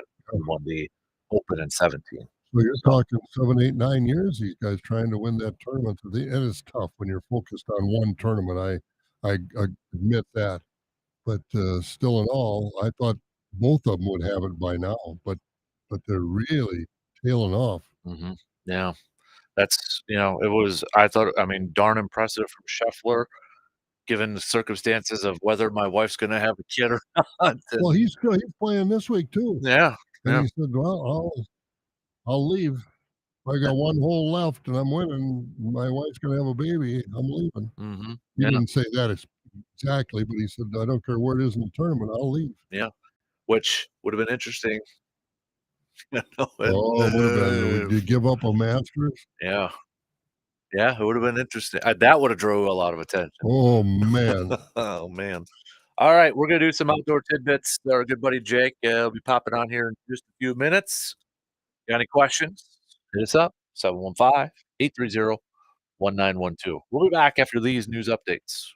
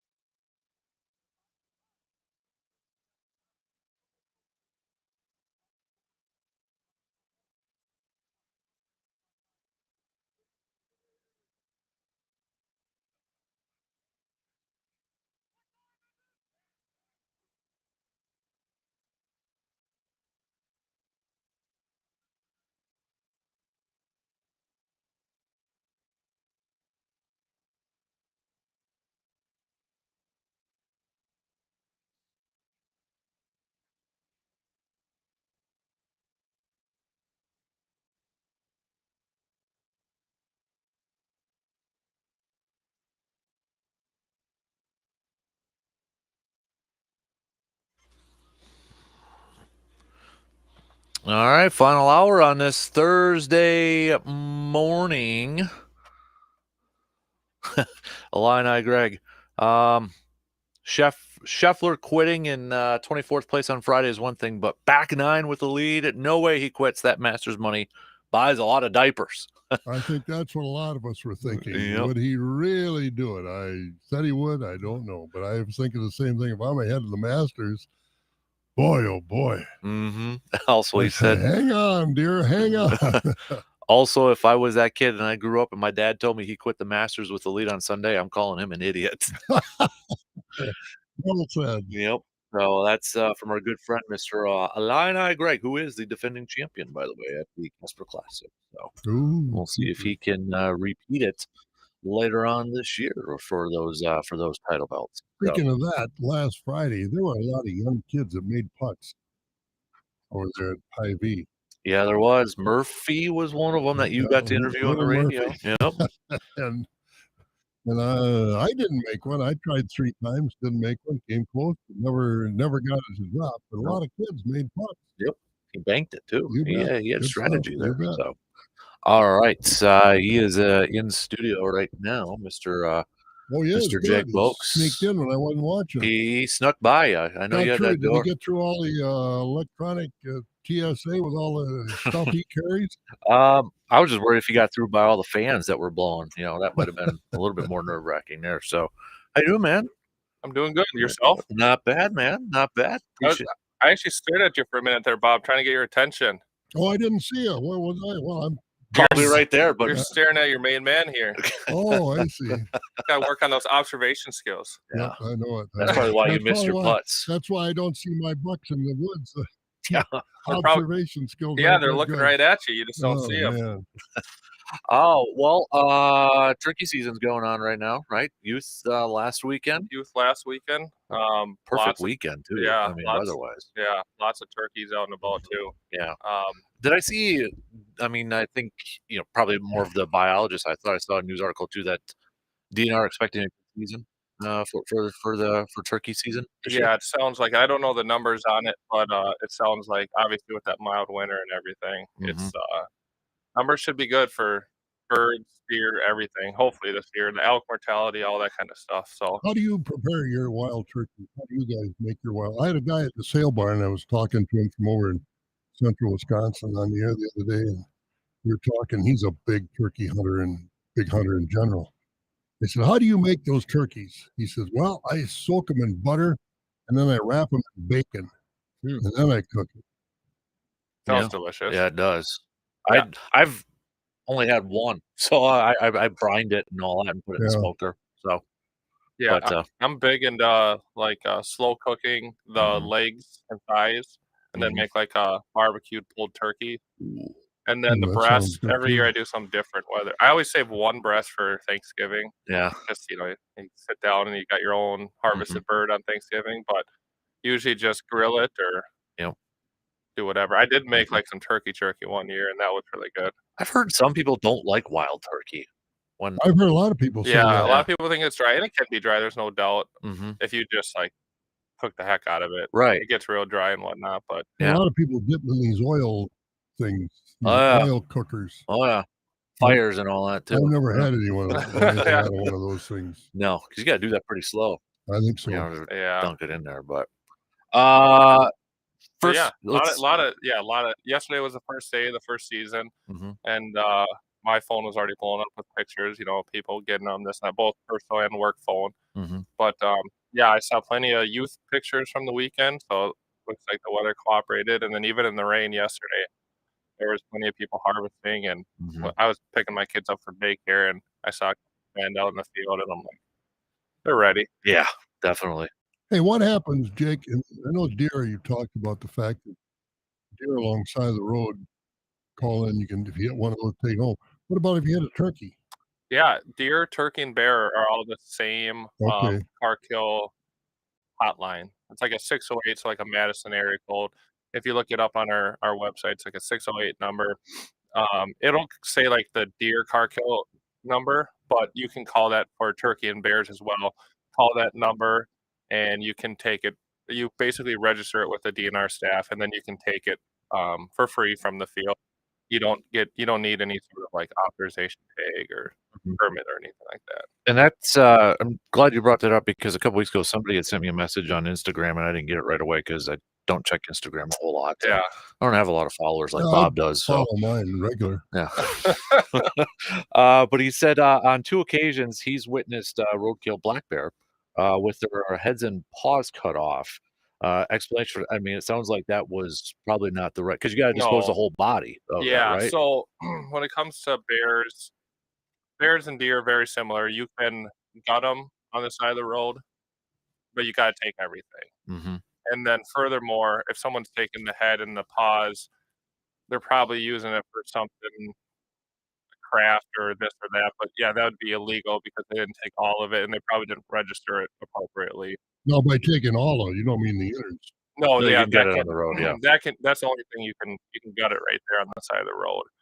But we always obviously encourage people, like, if you're out on the side of I-94, if you can get the deer with the guts and then pull off somewhere else or bring it to your property, then do it, just for the safety aspect. Obviously, you want to get them out as soon as possible, but you never know what's going to happen on the side of a freeway. Yeah, I can imagine somebody trying to gut one on I-94. Changing a tire on I-94 is tough enough. Yeah, exactly. The deer. Yep, definitely. Exactly. So, and then there is some, when it comes to bears, there's a lot of different uses for bear, and some people will, they try to exploit the bear parts, whether it's the gallbladder, the claws, the head, the skull, the teeth, whatever, for different commercial purposes or try to make money on it. So there's actually some rules where, if you tan your hide and different things, you're supposed to keep the claws with the um with the hide and everything like Okay. that, just because if you're not supposed to, you can't sell them. It's illegal to sell these individual parts.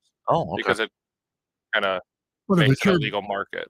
but if it's your bear, Yeah, if it's couldn't your you do bear, that and yeah. make your own like necklaces or something like that When for it's your own yourself? stuff, yeah, but Yeah. like what you said, if someone finds one with the paws cut off, it's Mhm. probably not a good Can't situation. set up at Warren's and sell Right. stuff at Cranfest over Right. there.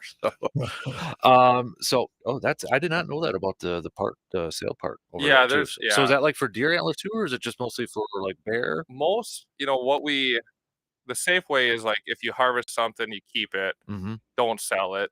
There are certain animals during certain times of the year, usually during their open seasons, where you can sell different parts of them. Mm-hmm. But if you're gonna think about doing that, you really want to dive into the regulations or call your local warden. Right. Sometimes you need some sort of permit or license to go with that. Mm-hmm. But for the most part, if it's a wild native animal, you can harvest it legally, but you usually have to keep it to yourself, utilize it in your own way, because when we start allowing that, or when the state starts allowing that, it kind of opens it up for commercialization of the resource, and that's Mhm.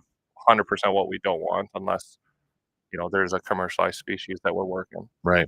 Speaking of bear, I know, was it maybe a couple weeks ago now, what the city had to move a bear? Yeah, Because down in the wells there. yeah, because I mean, well, they're probably all out now, but hibernation and coming out too. So Hibernation. I think that one they decided to move because it didn't have much. I don't want to say fear, like it was attacking people, Mhm. but I think it was getting a little bit too like friendly, too comfortable. too comfortable, Yeah. in the neighborhood there. So I think they wanted to get that one out of there before something happened. And obviously last year, maybe we talked about it, but there was that coyote Mm-hmm. attack on the dog in the wells down there too. So I'm sure that people living in the area are kind of like, Right. don't want to deal with that, and understandably, Right. if you got a comfortable bear in your backyard, Yeah, it ain't Yogi Bear. no.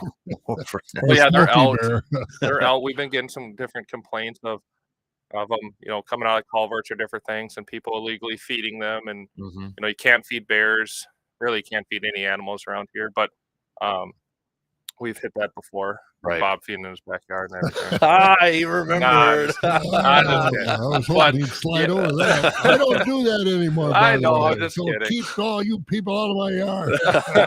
But Don't be yeah, so they're investigating. definitely out. They're definitely out. Yeah. So I want to revisit, because I had texted you this last week. We had a listener with the fishing with the hooks Yeah, on there, and I want to revisit that. So I'm gonna bring it up here. But essentially, it was he had asked, because he's from the south, and talked about, like, for crappie fishing, they can do like multiple hooks on a line, and he had asked, can you do that but still have 3 poles? Yeah.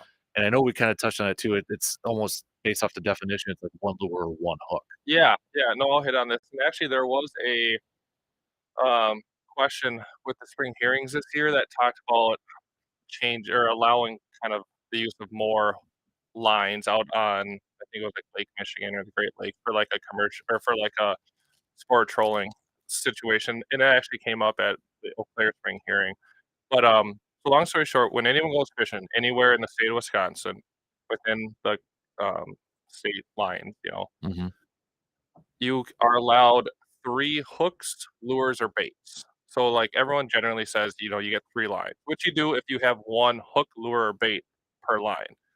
But if you decide to put a hook at the bottom of your line, and then a foot up, you tie on another hook, and then a foot up from that, you tie on a third hook. There's 3 separate hooks, but on 1 line.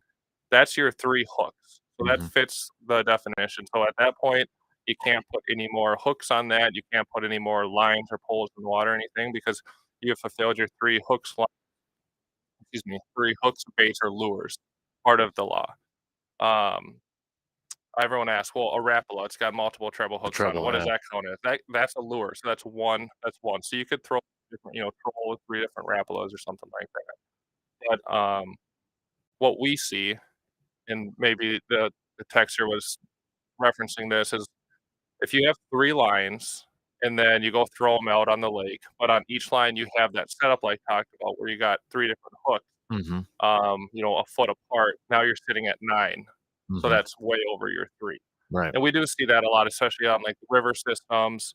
I learned the hard way as a recruit. I was 1 month into doing this job a decade ago, and I checked a guy down in Madison somewhere. I don't know what lake I was on, and he had three lines out, 3 fishing poles. So I went, checked his license, had a fishing license, good to go. Came back to my field training officer, said, "Yep, he's got a license. He's got 3 lines out. He's good to go." And my training officer was like, "Well, did you have him reel up a line?" I was like, "No, he's got 3 lines. He's good." He's like, "No, the law is hooks, baits, or lure." So I went over, I asked him to reel in a line, and sure enough, he had that setup that I just explained where he had hooks all the way up. I think he even had more than 3. Mm. And he was, pan fishing, whatever, but he ended up having like 12 hooks. So he Wow. was 9 over his legal limit. So that's the way the law is written, if that makes sense. Mm-hmm. How much do you get fined? You get fined how many? Do you get fined 9 different times or just 1 fine? There actually is like a stepped category. So it's like 1 to 3 hooks, lures, or bait over, and then like 3 or like 4 to 5, and then 6 plus or something like that. There's like 3 Mhm. different levels where the first level is like 300 some, then Wow. 500 some, then 700 some. Whoa. Yeah, it adds up. Yeah, not worth it to try that. Boy, I Yeah. guess not. And it kind of sound like a hard butt talking, saying like writing the tickets on that. If people generally just don't know or learning or not from the area, we figure that out during the conversation. Like Mm-hmm. we can tell right away, is this an honest mistake? Did they think the law was this? Did this? Did they think that counted as 1 versus 3? Whatever. We can figure that out pretty quickly versus when we check someone and they're kind of being shady and they're trying to Right. hide this or they don't want to reel something in or their lie is really bad. Mm-hmm. We can tell the intent, and that's when we take enforcement action over education Mm-hmm. and a warning. Right. Staying with fishing, somebody had asked this interesting question, but they asked if I catch a fish or somebody catches a fish, but it's out of season, and I still take a photo of it and post it up on social media, is that okay? Yeah, so that's Okay. okay as long as it's like a reasonable. You took it off your hook, you held it up for a picture, and then you dumped it back in the water right away. Mm-hmm. Now, if it's just say it's a walleye or a sturgeon, you take that fish and your buddy's up fishing, 100 yards up closer to the dam, and you grab that fish and you walk way up to the dam, and it takes you 10 minutes to get a picture, and that fish has been out of the water now 10 minutes, and Mm-hmm. technically, if you don't immediate release it, it's considered part of your possession, and at that point you're in violation. But we do allow that little grace period of take a picture, put it back in the water. Mm-hmm. Around here, it's sturgeon. is what we see that with, because there's no open season besides September. So when people incidentally catch sturgeon, they typically take a picture and dump it back in, and that's okay. But now, if you take too much time lollygagging with it, or if you're dropping it 'cause it's heavy or fighting, and you drop it on its head, that doesn't look good if people are watching. It's not good for the species. Right. Or even trying to hold on to it, tie it up until your buddy comes and sees Oh it yeah, like 20 minutes especially if you later. throw it on a stringer or Yeah. put it in like a little pool of rocks, that's going to be in your possession, and at that point you're in violation. Right. You can't. I mean, you could be going out there fishing for walleye, and you can't help it if something else. Oh yeah, goes on there. incidental Yeah. catches. I mean, that's the name of the game of fishing, right? You never know what's coming up. You think you got a bass, but then you come up with a catfish. You just Right. never know. So incidental catches happens. It's fine. It's just that they're supposed to be immediately released. Same with trout. So like I think we talked about trout at the Eau Claire Rod and Gun Park. If you're fishing trout, and I just had a buddy do this actually. He was down on the Mississippi fishing, and they reeled in like a 23-inch brown trout, and they're like, I was surprised to see it too. I was like, holy cow, in the middle of the Mississippi. But he's like, well, can I keep it? Do you have a trout license? The season's not open anyways. But I was like, if you don't have a trout stamp, you can't keep it. It's an incidental catch. You got to release it. So I always encourage everyone to get the patron's license if they can afford it. It's pretty cheap, and it covers you for every stamp, everything, fishing license, season. So if you catch something incidental, but it's in season, it's a legal size fish, then you can keep it if you want. I didn't know you were giving me a look if you had a question. Sorry about I do, but not on fishing. Oh, I want you to wrap up your fishing. Go for it. Well, Jake, we talked probably a couple of weeks ago maybe about this elk situation. Yeah. May 31st, the deadline, and the Black River Falls herd is going to be included this year. And I know those regulations come out of Madison, but did you find out any more? Is it going to be equal opportunity? I mean, shoot 5 in Clam Lake, 5 out of the Black River herd, or how that breaks down, and how many licenses might be available? I did my due diligence for our last call and made some calls on it, but unfortunately, I don't think they actually have that information yet, or if they do, it hasn't been officially approved and shared yet.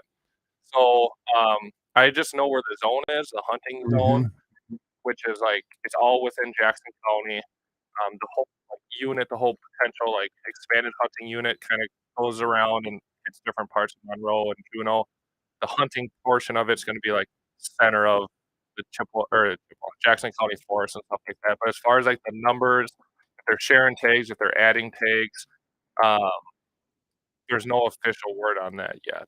Is there going to be such a situation? If you get a license, you got to tell them whether you're going to hunt in the Black River herd or the Clam Lake herd, or can you? Yeah, so I talked to someone one? that applied for them, and they said that when you apply for your not preference point, but when you apply for the tag, they choose between the Clam Lake herd or the Jackson County herd, and you can't choose both.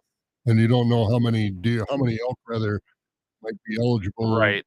So it could be more up north and down south, or they could make like a total of 15 or whatever number and split it. I don't know yet, but they do know they made you pick between hunting in the north or the south.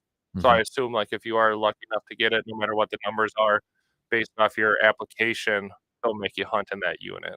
How long is that opportunity? If you get a license, I mean, is it like the 9-day deer season, or is it just like a one weekend opportunity? How does this work? It's longer. Again, I think they're still getting on that, but I think it's about a month long. Oh wow!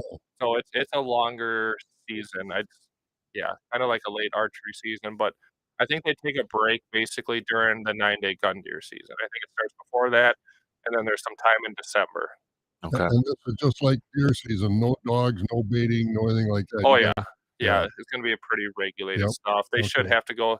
So I would assume anyone hunting Jackson is going to do what they have to do up north, which is they have to go through like a kind of like a learning class or I don't want to say learn to hunt elk, but like I think they go through the biology, the regulations, everything like that with the biologists. And then they have to do that prior to actually going out hunting. Do they allow with these tags? Are these either sex? You can take anything you want? No, it's going to just be for bulls. Just be for bulls. Okay. Yep. Texter had asked, this sounds good actually. They just had a smelt fry. Do they need a permit to go fishing for smelt? You know, fishing license, license, season okay. being open and this and that. But Okay. yeah, so there's nothing special for smelt. It's just you gotta do it, follow the regulations on the season, stuff like that. Smelt feed tonight up in Chippewa. Is that what it is tonight? That's what I thought one KC was coming hauled up. on at Pump House Road tonight. Yep, I had a buddy Snapchat me last night. A friend dumped off a bunch of smelt, so he was cutting the head off and get them going last night. Nice. Looks How like do a they lot of work. catch these things? Because you got to have 1 million of them to have a feed. Exactly. What do you do? Do you have a net? How do you do that? Yeah, so they have like, I think it's seine nets. I haven't worked it or done it personally, but I believe it's seine nets. And they basically walk into the water up there and walk out and got a bunch of smelt in the net, and they just start filling up buckets and bringing it back. And I know it is a community thing. I know a lot of people do it. Obviously, they keep their own for their own fries, but then they share it with people and share the love. Yeah, a lot of fire departments do that too. Yeah, a lot of people do that. Somebody else had texted in and said, I know you guys talked about this a while ago, but could you perhaps kind of go over the Eau Claire walleye fishing regs again? Yeah. I know that it's kind of different for every area for walleye, isn't it? It kind of is, unfortunately. We're at that spot everywhere. There's always spots around the state where the regulations have to change, right? Like everything can't be the same just based off geography or dams or whatnot. And Eau Claire is one of those intermediate spots. So basically starting from the downstream up, so from the Mississippi River up to the Dells Dam in Eau Claire and to the Altoona Dam, the walleye regulation is going to be the general inland state regulation. So that's 3 fish now at 15 inches. So that's the general. So just think of it as anything south or downstream of the dams, general inland regulation. Now, if you stay on the Eau Claire River side of it, so you're going from the Altoona Dam all the way, through Lake Altoona, through the Eau Claire River, Lake Eau Claire, all the way out to Clark County, that is going to be the ceded territory. So ceded territory is a big part of the northern part of the state here. It's 3 fish. You can keep 3 walleyes. You can keep all 3 of them from 15 to 20 inches, or you can keep 2 of them from 15 to 20, 1 over 24 inches. So 3 fish in the ceded territory with 1 of them you could keep over 24. So can't keep any fish from 20 to 24. And then instead of going to Eau Claire, if you stay on the Chippewa River side of it, so you go from the Eau Claire Dam all the way up through Chippewa County up into Rusk County. They did just change those regulations too this year. Okay. So now you can keep them from 13 to 16 inches. 3 fish you can keep from 13 to 16, and then you can keep 1 fish over 24. So it's similar to the ceded territory rules, except for instead of like a 15 to 20 on the Eau Claire River, it's 13 to 16. You can keep it. Can't keep anything between 16 and 24, and you can keep 1 over 24. And it's all in the regs. I recited that from memory, but I got them open here, so I know they're in the regs here, and it has it laid out really good, like where it starts from, where it goes to, and what the length is. So if all those words I just threw out there got confusing, I really just encourage you to get the new regs or go to our website and download or open the fishing regs, and you can read right through it. Another texter asked too, and I think we've talked about this in the past, but it might be a good kind of catch up with the opener coming up here. Which state license do you need if you're fishing in Mississippi? You need the state of your residency. Okay. So if you're a Wisconsin resident, even if you're fishing the Minnesota side of the Mississippi, you'd have to have a state of Wisconsin fishing license. Okay. Obviously, if you're going to go fish in Minnesota, you got to have your Minnesota one. If you go outside the railroad tracks down there, all those regulations down there are based off the 2 railroad tracks on each side of the river. So that's as far as those Mississippi regulations go, which is at some place it seems like 10 feet from the side of the river. But yeah, you got to have your own residency, your own state resident license. So it would follow your own state regulations then too when you're fishing on there, or is that get a little tricky? No, down there, you have to know what side. It's not even what side of the river. You have to know what state you're in wherever you're fishing. Okay. And it's not like, doesn't necessarily mean just because you put in on the Wisconsin side, the first half is Wisconsin, the second half is Minnesota. It's wherever the state line was back in I don't know, 1800, whatever, when the states formed. So there is like an actual map out there. What I encourage everyone to do, and what I do personally when I'm fishing the Mississippi, is I just fish like the lesser amount. So like in Minnesota, you can only fish 2 lines from a boat, not 3, like in Wisconsin. So even if I don't know where I'm at, I'm typically only fishing 2. Generally, I only fish 1 because it's a lot going on at once. But Right. I never really go over whatever the bigger end is just to be safe. Because it's hard to tell. It's really hard to tell if you're in Minnesota or Wisconsin. You might think you're in Wisconsin because there's all this water, but you could be in Minnesota and vice versa. Sometimes the state line is a lot closer to the other state than you would think. Yeah, especially, I mean, I know some people probably have GPS or something that they're using over there. Yeah, But there's probably different programs. I've always just gone based off whatever like the lesser amount is. So like 2 poles instead of 3. Or the fishing rigs, for the most part, are the same no matter where you're at. There's some differences up in St. Croix, I think, or like some refuge issues because of just the way the laws went into effect this year.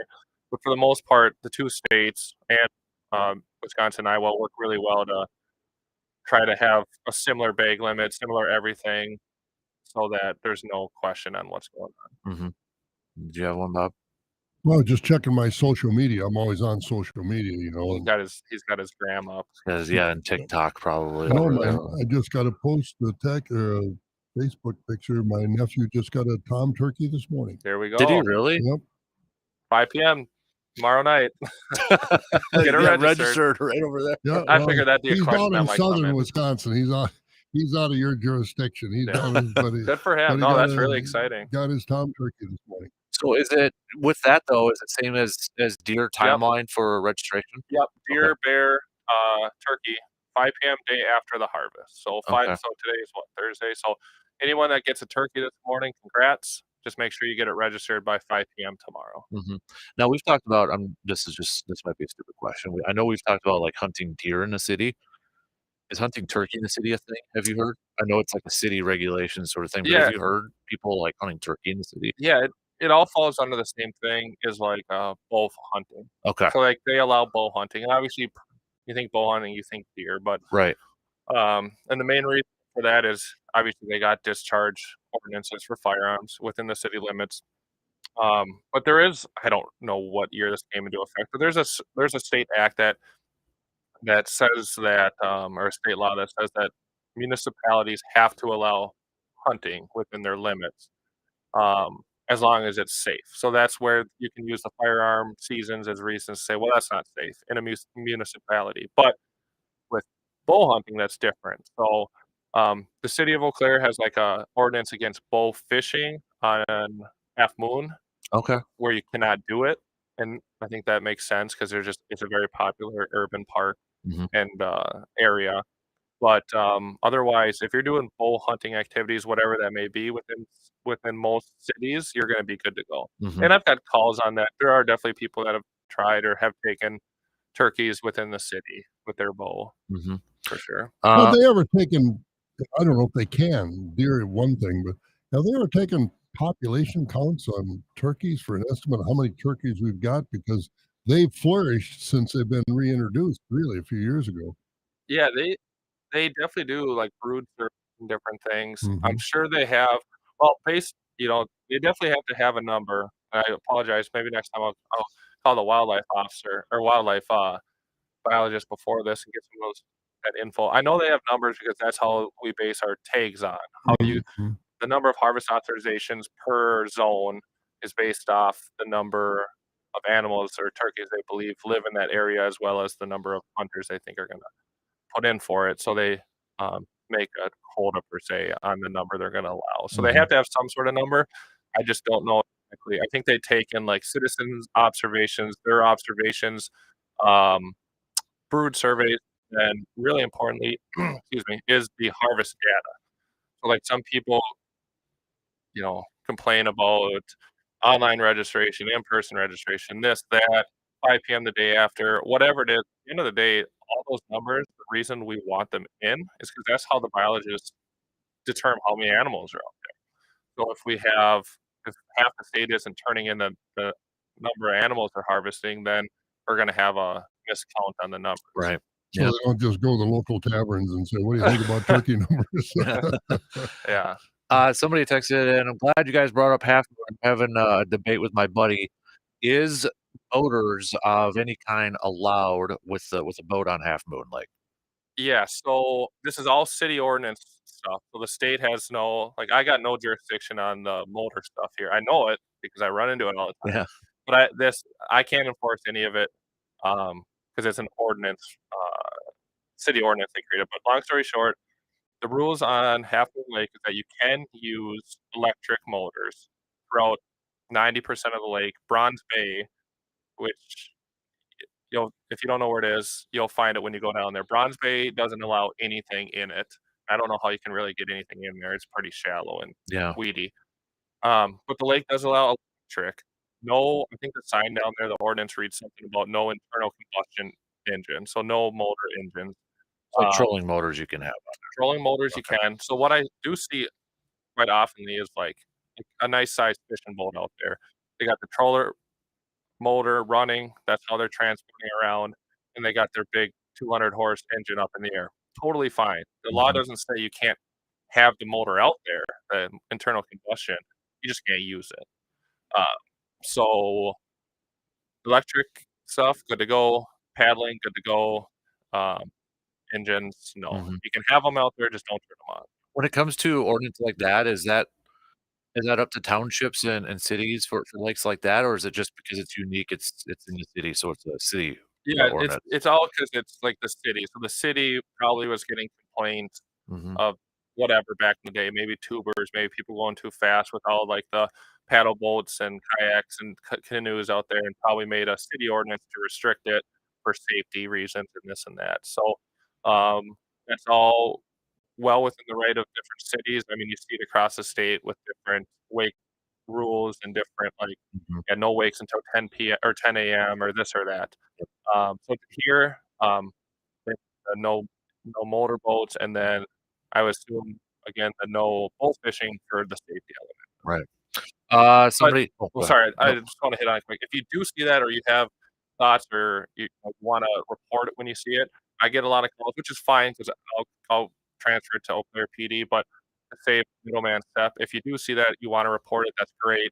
Just call the Eau Claire Police Department on emergency line or whatever. Mhm. Call the sheriff's department, call Eau Claire PD because they're the only ones that can enforce it. I Gotcha.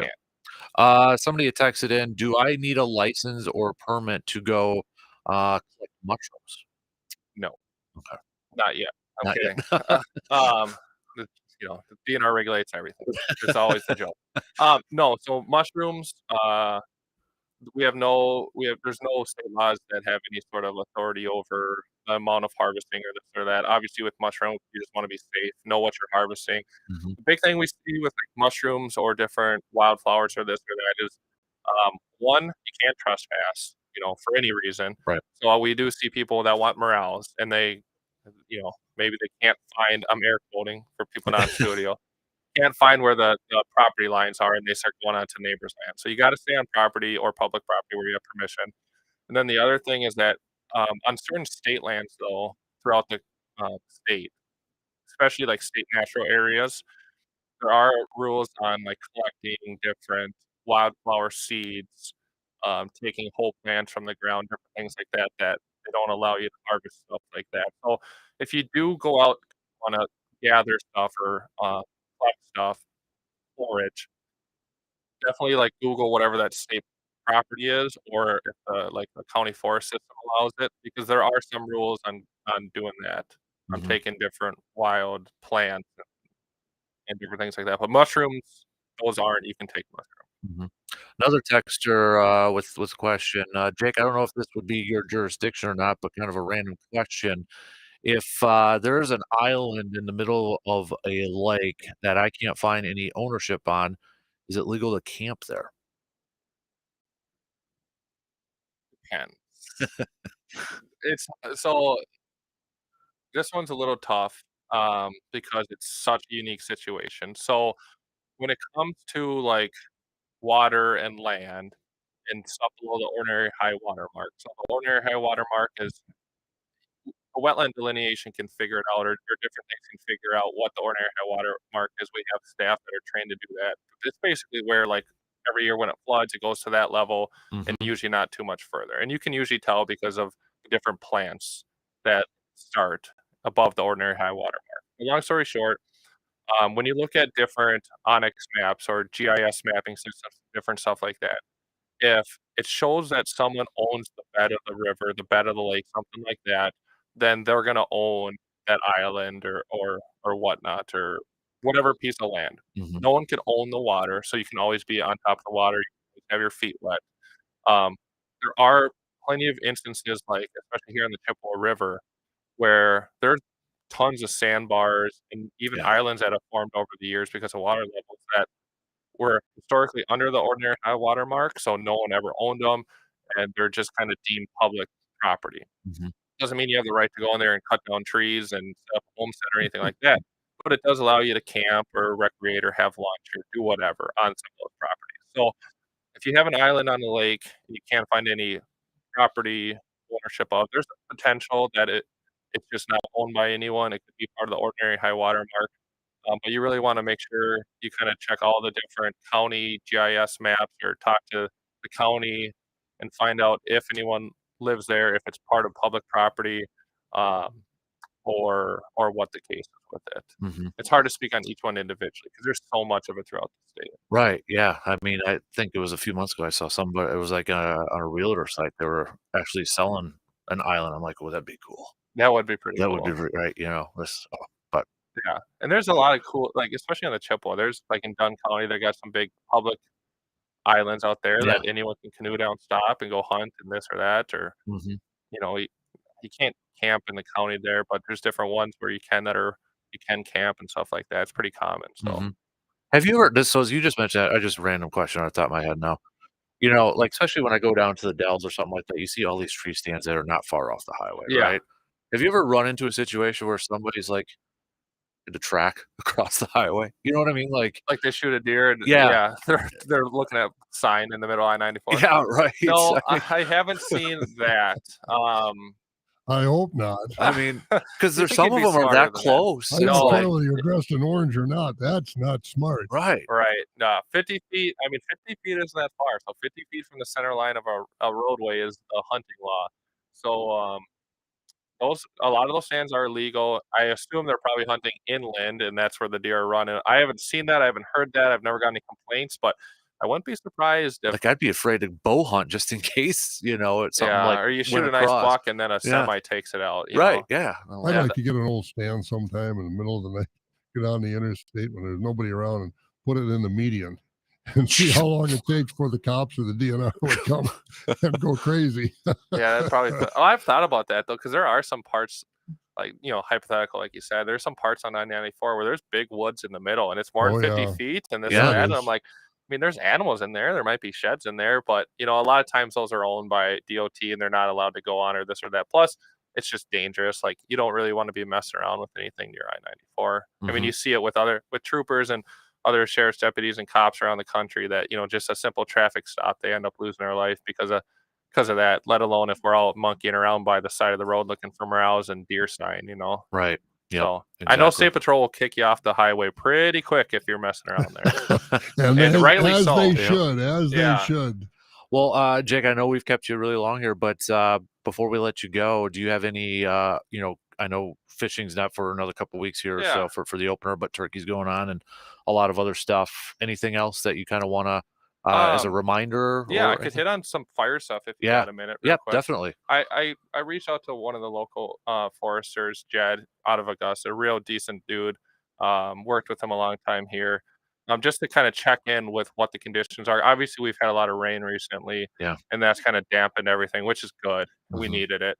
But I just checked in to see how it's been going. I'm part of like a incident management team where we get alerted. We're like, okay, it's red flag. It's going to be a hot day. It's going to be windy. There's going to be fire conditions. So we're kind of put on call. So I checked in with him, and he said, you know, this weather has helped, but it's been a really dry spring, as we've already talked about, as we know, without the precipitation, without the snow. So the most common things they're seeing this summer, or excuse me, this spring, are holdover fires. So like you have a campfire, you burn a little brush, you think it's put out, you leave, and then that night or the next day picks up the embers or the ash and restarts it. Earlier this week, they had like I think he said there was about 20-ish just in like the Trempealeau, Clare area wildfires going on, and then part of the team I'm on like Sunday night there was like 34 in the state at the moment Wow. that were going on from this whole region, and a lot of DNR foresters, local, and then volunteer firefighters are out fighting these all the time. So their advice, my advice, all of our advice is if you do have campfires, which you can still have like warming fires or cooking fires, stuff like that, unless there's a statewide ban on stuff or like an emergency ban wherever you're at. If you have some sort of fire, make sure that it's like out. You take a shovel and it's cold to the touch, everything like that, because that's what's starting a lot of these little wildfires right now. The volunteer fire departments are doing a lot of good work. They're really, there's only so much staff out there, so they're doing a lot of work trying to help, save people's lives and property. And then, like I kind of mentioned, there's a lot more wildfires than you think. Like you don't hear about every single one on the news unless it's a big one, right? Right. But there's dozens of them going on at any given time, if not, more than on a certain day. So just because you don't hear them doesn't mean they're not happening. So that's why everyone preaches wildfire safety, because they're happening for sure. Yeah, when you see that map and you see all those little fire symbols, like, holy really crap, there's a lot going on. And there's technology out there, because I've talked to some of the local township fire departments. They got drones. Oh yeah, and they can go right to the source. You say, well, I don't know how it happened. Well, you should, because it's right here. Yeah, you know that burn barrel This back is where there? it started, right here. And they charge you, don't they, for coming out and putting that fire out? Oh yeah, there's a lot It's of not free. There's a lot of liability if this is you're at fault or you're burning when you shouldn't, or you don't have the correct permits and you're not following the permits and stuff like that. I've seen plenty of tickets being written by both the foresters and the warden staff in the area for people burning when they can't be burning and stuff like that. So, with all that being said, just really if if you get that alert on your phone that says, low humidity, high fire danger, high winds, just wait to burn, wait to have that campfire, have s'mores with your kids off the stove or something like that instead of making a campfire. And then just, be respectful of all the work and time that it goes in for like the forestry staff, the fire departments, and everyone that's got, law enforcement that's got to respond and help with all of those. So, the burning season or fire season usually goes through like the beginning of June, Memorial Day, a little bit longer up north. So that's kind of like their busy time is through the beginning of June. So, that's still a couple months. So Right. just be cognizant if you're gonna start any sort of fires. Absolutely. Really quick, the last second one that came in here. Any rules or laws regarding magnet fishing?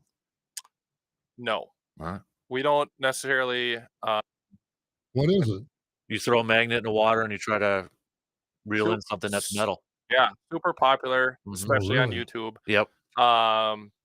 People find guns or bikes or something like that. Yeah. Yeah, a lot of guns found. What we tell people is if you're gonna do it, it's just like morale or mushroom hunting or shed hunting is make sure you're somewhere where you can legally do it. If there's a sign on the bridge that says no pedestrians or whatnot, don't go on that bridge, obviously. If you find something notable, a bike, a gun, a safe, obviously call local law enforcement and stuff like that. And if you have, law enforcement coming up to you, especially non-wardens, because most wardens have heard of this because it's got fishing in the title. Right. But I think a lot of local law enforcement in different areas of the state probably haven't seen it. So they don't know what a guy's doing throwing This big magnet with a big rope in there. So yeah. just I'd be respectful because someone from the public is going to call it in. There's no doubt about it. Someone's going to see you throwing stuff in the river and they're going to call it in. So I would just say, just be respectful to whoever shows up to kind of just figure out what's going on. And if you pull stuff out of the river, I will say I do have authority on if you leave it on the side of the road or you throw it back in the woods, or even if you throw it back in the river, technically once you take possession of it, that's yours. So it's your litter if you throw it back in the river. So if you pull out something, you're like, oh, I don't want that. You throw it back in. Well, now you just littered. So, I don't want that clothes hanger. Yeah, exactly. So you gotta, if you plan on pulling stuff out of the river, you gotta plan on taking it to the garbage somewhere. Have you heard of any like interesting, cool stuff around here from anybody? I mean, I see in the YouTube ones too, and I'm like, that's some crazy stuff. Nothing. I don't know, like, I guess I say crazy or like something you see on the national news, but a lot of guns actually. That's Like for old guns, old guns. It's that 'cause must then be you just pretty common wonder just to throw them off the bridge if you're in right. trouble. Yeah, it's like you just kinda wonder like, "Okay, what happened with this?" That's Yeah. like I that was kinda talking to a fascinates me. retired warden, his son was doing it somewhere like in Clark County, and they pulled up a gun, and Really? they're like he's like, we just called the sheriff's department," you know? It was Yeah. rusted. It was, deteriorator, but a lot of guns. Yeah, that's makes you wonder, doesn't it? Right. Oh, Holy 100%. moly. Jake, we appreciate, every Thursday you're on, but, Oh, the yeah. extended, portion here today too, No, I so love coming in and doing this. It's fun. A lot of good questions from Mhm. the listeners and stuff. You forgot the pies though, Bob, I'm just saying. Remember last I time? was looking for those, Yeah. but, I mean, I had them that's here cool. yesterday. I got my days mixed up. Oh, yeah. Or what was that other one? Like strawberry wine or Oh, something one day? yeah, remember the Well, isn't that still dandelion wine? I don't know if that's Dandelion still wine? good or not, well, give it to Jake and we'll find out. Yeah, right. Dude, appreciate it as always, man, course. and, be safe out there. Yeah, thanks, guys. You got it. All right, we're gonna take a quick break here, and we'll be back to finish up things after these, few words.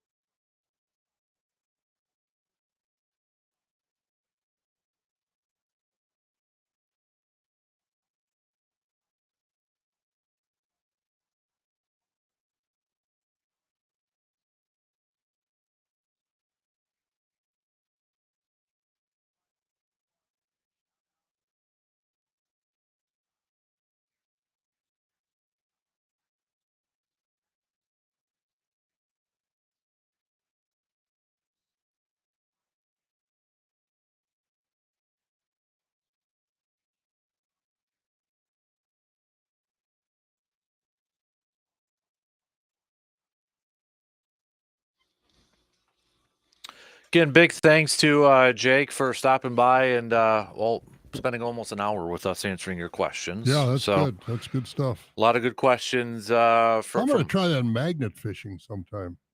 I have one, but it's not a very good one, and I tried it just a couple times out there. But you were saying some of these things will pick up 500 pounds or more.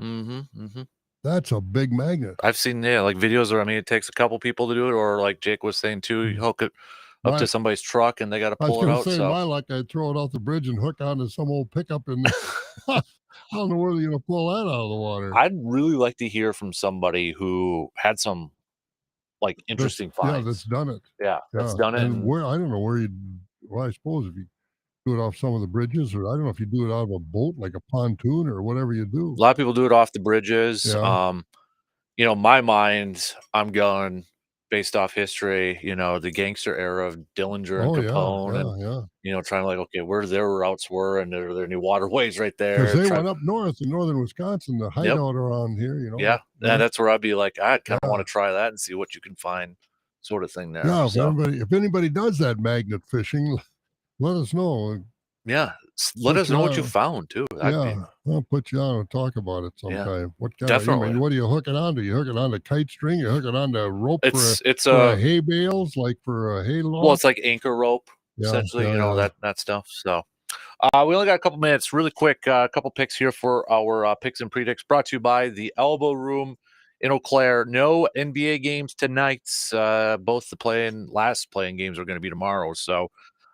No Brewers game either for today, so you get a little off day. So we'll just do a couple of baseball games really quick here. Now let's go with and there's not a lot of baseball games today either. Travel day today on Thursday a lot of times. Yep. Let's go. Miami at Chicago at the Cubs. Well, depending on the weather. Weather's not the best. I'll take the Cubs. Miami is a whole lot different than Chicago. Yeah, Miami just stinks though. So they do. So that helps too with the Cubs' efforts. I'll go Cubs over there. Arizona at the Giants. I'm going to take the Giants. I'll go Arizona. One more. We'll do Texas at Detroit. Detroit not off to a bad start either. No, but Texas is pretty good. I mean, they got Seager last year, and people say, why would you want to go to Texas? Well, they won the World Series. That's why. Yep. He led them to the World Series. I'll take Texas. They got a nice squad. I'll do Texas too. Bruce Bochy knows what he's doing over there. Yes, he does. He does. All right. That's going to do it for us. Have a good rest of your week there, intern. I'm going to be heading to Madison. The Midwest Horse Fair is down there this weekend, the biggest horse fair in the country. So a lot of interesting things going on. Watching the blacksmiths. That is a job. Sounds good. We'll be back at tomorrow morning, 6 a.m.